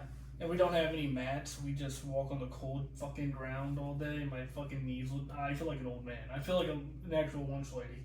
Like when I'm done, my knees are just so brittle. Back to the lunch lady. No, it's funny. Everyone at the bar knows that I work at the high school, and they call me the lunch lady also. Oh, and that's what I go by. I'm the lunch lady. I'm a lunch lady. Who cares? I'm the lunch lady. Yeah. Well, I got another one I can throw out. Yeah, what do you got? I don't know if you guys have seen this because it's really you probably have seen it. Pretty new information, and we all thought, oh, maybe is he gonna re-debut for WWE? But nope, Chris Jericho is back in AEW. I think it's fucking stupid. So what do you guys think about him returning to AEW as opposed to going back to WWE? The shits. Absolutely the shits. Overrated? Overrated as fuck. Yeah. I think the only thing I care about Chris Jericho in the current day and year of 2026 is if he went to WWE for a nostalgia run. When he first signed with AEW back in 2019, he's what they needed. They needed that big star, former WWE superstar. Yeah. Here we are, fucking 6 years later. There's no need for him. There's nowhere for him to be in AEW. 7 years later now. Yeah, exactly. He can't hang with all the top guys anymore. Like, you can't put him in the ring with like Mike Bailey or Kenny or Will or. He needs to go on another like solid year run or so, just something. He just can't go in the like in WWE. Yeah. Just some, just one last. Yeah, they could pair him with certain people and you have certain kinds of matches in WWE. Like you said, like AEW is kind of more. It's like all wrestle based. Yeah. And these, some of the stuff that they're doing over there, like you said, it's the Will Ospreays and the Okadas and people like this. It's like Jericho's in his 50s now at this point, and he was getting like, there was a point in time in AEW like a couple years ago where he was getting like, please retire, go away heat. Yeah. And now he's back. Dude, and you know that this is not going to be, it's going to be at least a decent another contract. Well, my thing is... So it's like, is he ever going to go back to WWE? So there was like rumors of them adding, like AEW added time to his contract a couple months ago because he took time off for tours and all that. Yeah. I think he might just be wasting time. Like, because they were in his hometown last night. They might have just brought him out just to get a pop. And then he's ready to, because he probably feels like he knows if he comes back to WWE, that's what they're going to plan for him, as a little nostalgia run, and then he's going to get retired. And then he's going to get choked out by he's like, Gunther. Yeah, that's what's going to happen. That's exactly what I'm gonna, yeah, he's just gonna tell him how he's gonna fucking wipe him around the ring and shit. I'm gonna make you tap. I don't dislike that too much though, Seth and Gunther. At least it gives them something to do. Because, you can't have that big a talent off the card. Well, no, and also you can't rush that big of a match of Braun and Seth. You need to let that. Well, certainly not if Braun's not healthy either. Yeah, you need to make sure he's 100%, make sure he can actually go. That's so important. Seth and Gunther feels like it's just rushed as fuck. They can make these guys throw them in there. They can do it though. I think what happens is they're gonna have a tremendous match. I hope.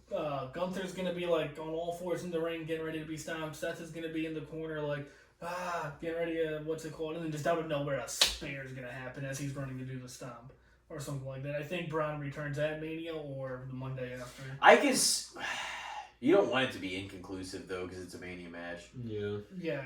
But I don't think any match. It's hard to see either of those guys taking a loss right now. That's what I mean. Yeah, well, especially with not too much. I don't know. I mean, one of them could lose, but it's a faulty, like the ref gets taken out or something. Yeah. Yeah. You can definitely do it during the finish. There'll be a finish. They're not going to do a DQ at Mania. That's fucking bullshit. What is this, WrestleMania 9? Come on. Who knows? Of course, I'm alluding to Giant Gonzalez and the fucking Undertaker. That was a count out, actually, I'm pretty sure. WrestleMania 8, the main event ended in a DQ too, didn't it? Did it? Who knows? With Hogan?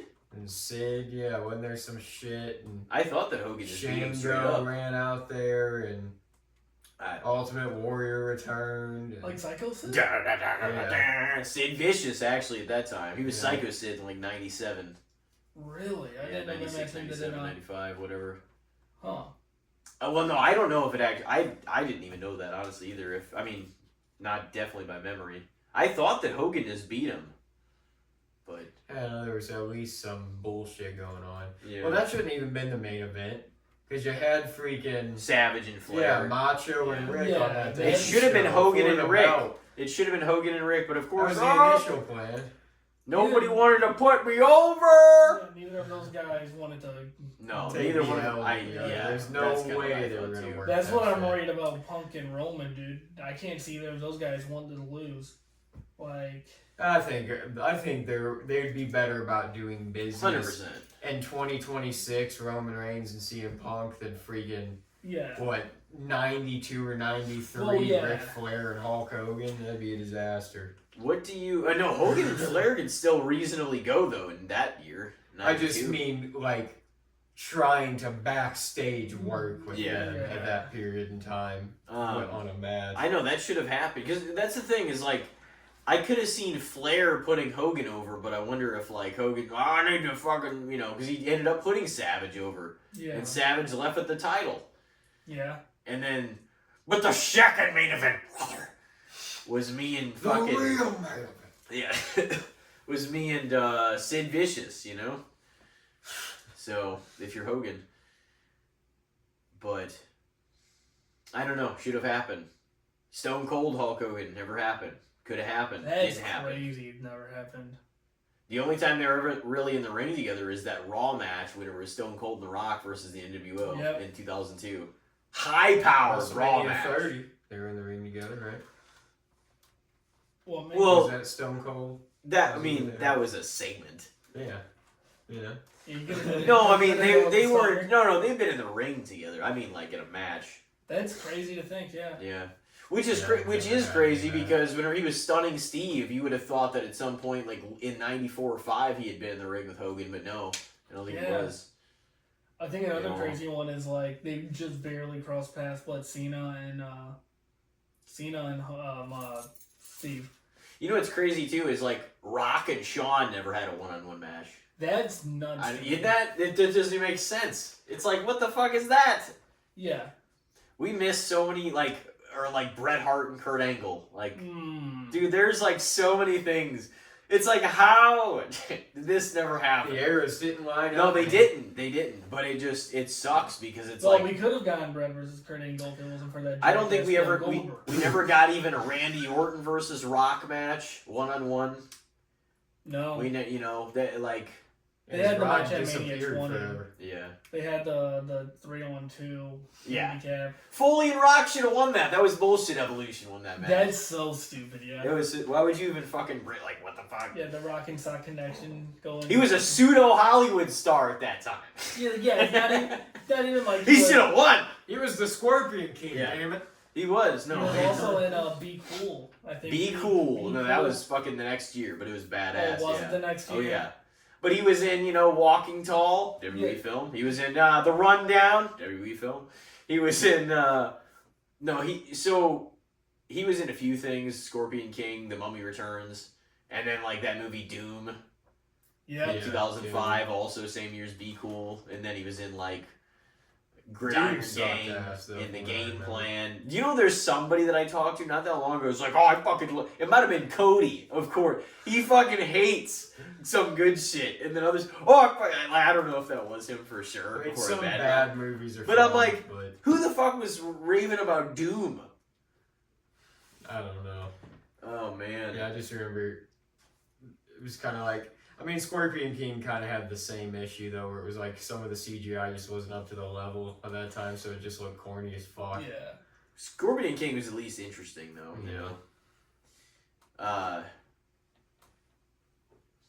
What was the topic? Jericho returned to AEW as opposed to WWE. Overrated, you're going? Oh, overrated as well. I think it's stupid. I'm going to say overrated, too, just because selfishly as a fan, I wanted to see him kind of end his run and retire in WWE. And I just don't know if it's kind of the same selfish reasons with Edge or Cope now. It's like, I just want him back. Yeah. To finish it out here. And he won't. Oh, Edge ain't. Edge is retiring in AEW. Yeah. But I just don't know, like, especially Jericho. Like, Edge, he might get what he wants out, at least for himself, retiring there. But I don't know if Jericho will, necessarily. You know what I mean? I don't know if the crowd's going to take to it long term. Hopefully, like you said, he's just killing a little time. I think he might just be killing time that has on his contract. Because I didn't hear anything about a new contract. I just heard that he returned. Which, who knows? He could have signed a contract. I don't know. And if he signed like another few years, it's like that's got to be. Oh yeah, gotta be sealed. Yeah, because they're not going to hire him at 62 NWE. Oh, come back for. Well, AEW's what? This is their 7th year, right? Yeah, it's created in 2019. If I had to imagine, they're going to start their Hall of Fame or whatever in the next 5 or so years, and I feel like I think the number one person in their Hall of Fame is going to be Brody Lee. I think that's going to be their first inductee. But I think after that, it might have to be fucking Jericho or Sting even. Fuck, I don't know. Their first Hall of Fame class will be nice. They'll be I can name Sting. I think he was the first TNA one too. Yeah, exactly. Yeah. Yeah. So you guys, did you say overrated also? Okay. Yeah. Well, do you have one last one to tie it up? I do not. No? Okay, I was going to say, I thought you had maybe another one. Maybe no, not. I had 2. I got rid of one for Teddy Long, so I could fucking cry about Long gone Teddy Long. Nothing but great things to say about him. That red bastard. That jackass. Yeah. Oh, man. Well, we're a little over the 3-hour mark at this point. Ooh, Damn. We are. This is the first 3-hour one we've done in a while, I think. Well, me and you were saying this was going to happen. Yeah. Oh, yeah. No, I was like, the baggage of information we have, and we did spend considerable time on the Teddy Long thing, and then in wrestling initially, and then obviously in Breaking Bad, and everything following that. So, I mean, this is probably a pretty good point to. We haven't even dug into my drug abuse yet. No, I'm joking. I don't abuse drugs. No. No, that's not what I heard. The way you even said that didn't sound convincing. No. You guys fucking cops? No. No, I don't. Oh, man. Well, you want to leave the people with anything before we bounce off here? Go to St. Louis Anarchy on April 24th. Eddie Kingston will be there. $10 meet and greets. Yeah. Before you confront Teddy Long? I'm confronting him. I'm seeing him at a wrestling convention in May. I'm seeing him in May at a wrestling convention. Put your phone out and act like you're taking Buddy, pictures. I might end up on the news. No, we'll see. White boy goes after elderly black man. We'll see you on. Just use your one phone call to call us. Yeah. Hey, put this on the pod. You guys don't even need to bail me out. Just here's a segment for you guys. Yeah, there you go. Perfect. No, I have nothing to leave the people with other than support local wrestling, especially St. Louis Anarchy, because I don't. And yeah. You gotta support it. Support it. Yeah. Well, it's great to have you back in a third time. Yeah, we have to make this happen more than every 2 I years. know. I know. It's been a while, and it was fun to do it again, though, after all this time, so. Yeah. I feel like we went dense this time. I feel like this could have been your longest episode. I don't know what the other lengths were. It was. I think my other ones were only 2. But I feel like we had a good, solid talk tonight about a bunch of different shit. And honestly, that's the thing, talking about the wrestling talk, is we all love talking wrestling too, but it didn't by any means dominate the discussion tonight, because we talked about a lot of different stuff. I feel like it was actually, for the 3 of us, a pretty minimal part of the conversation. I was gonna say. No, it definitely was. It was even looking back, and you put all the parts together, it was not even probably 20% of the podcast. No, hell no. I doubt it. So. Yeah, it was a fun time, even though you guys didn't play Olivia Rodrigo at the beginning. Do you guys have an outro song? Can you do that at least? We usually rap with a different part of what the intro is, but I mean, we could. Yeah. So. We can leave with you can leave with "Favorite Crime" by Olivia Rodrigo. Oh boy. Well, maybe we could do that just to make you happy. Or else I ain't ever coming fucking back. I ain't ever fucking coming back if that don't happen. We do appreciate you coming back on, and it was a great episode as always. Well, ladies and gentlemen, this has been Jake Noble in his 3rd solo appearance. It's been great having everybody. Thank you for tuning in everywhere you've been watching, listening on. And this is episode 223. We will see you next week for 224. We get the WrestleMania prediction pod coming up here soon. And that's going to be host to some interesting discussion as well. So take care out there. Have a great week, and we will see you next time.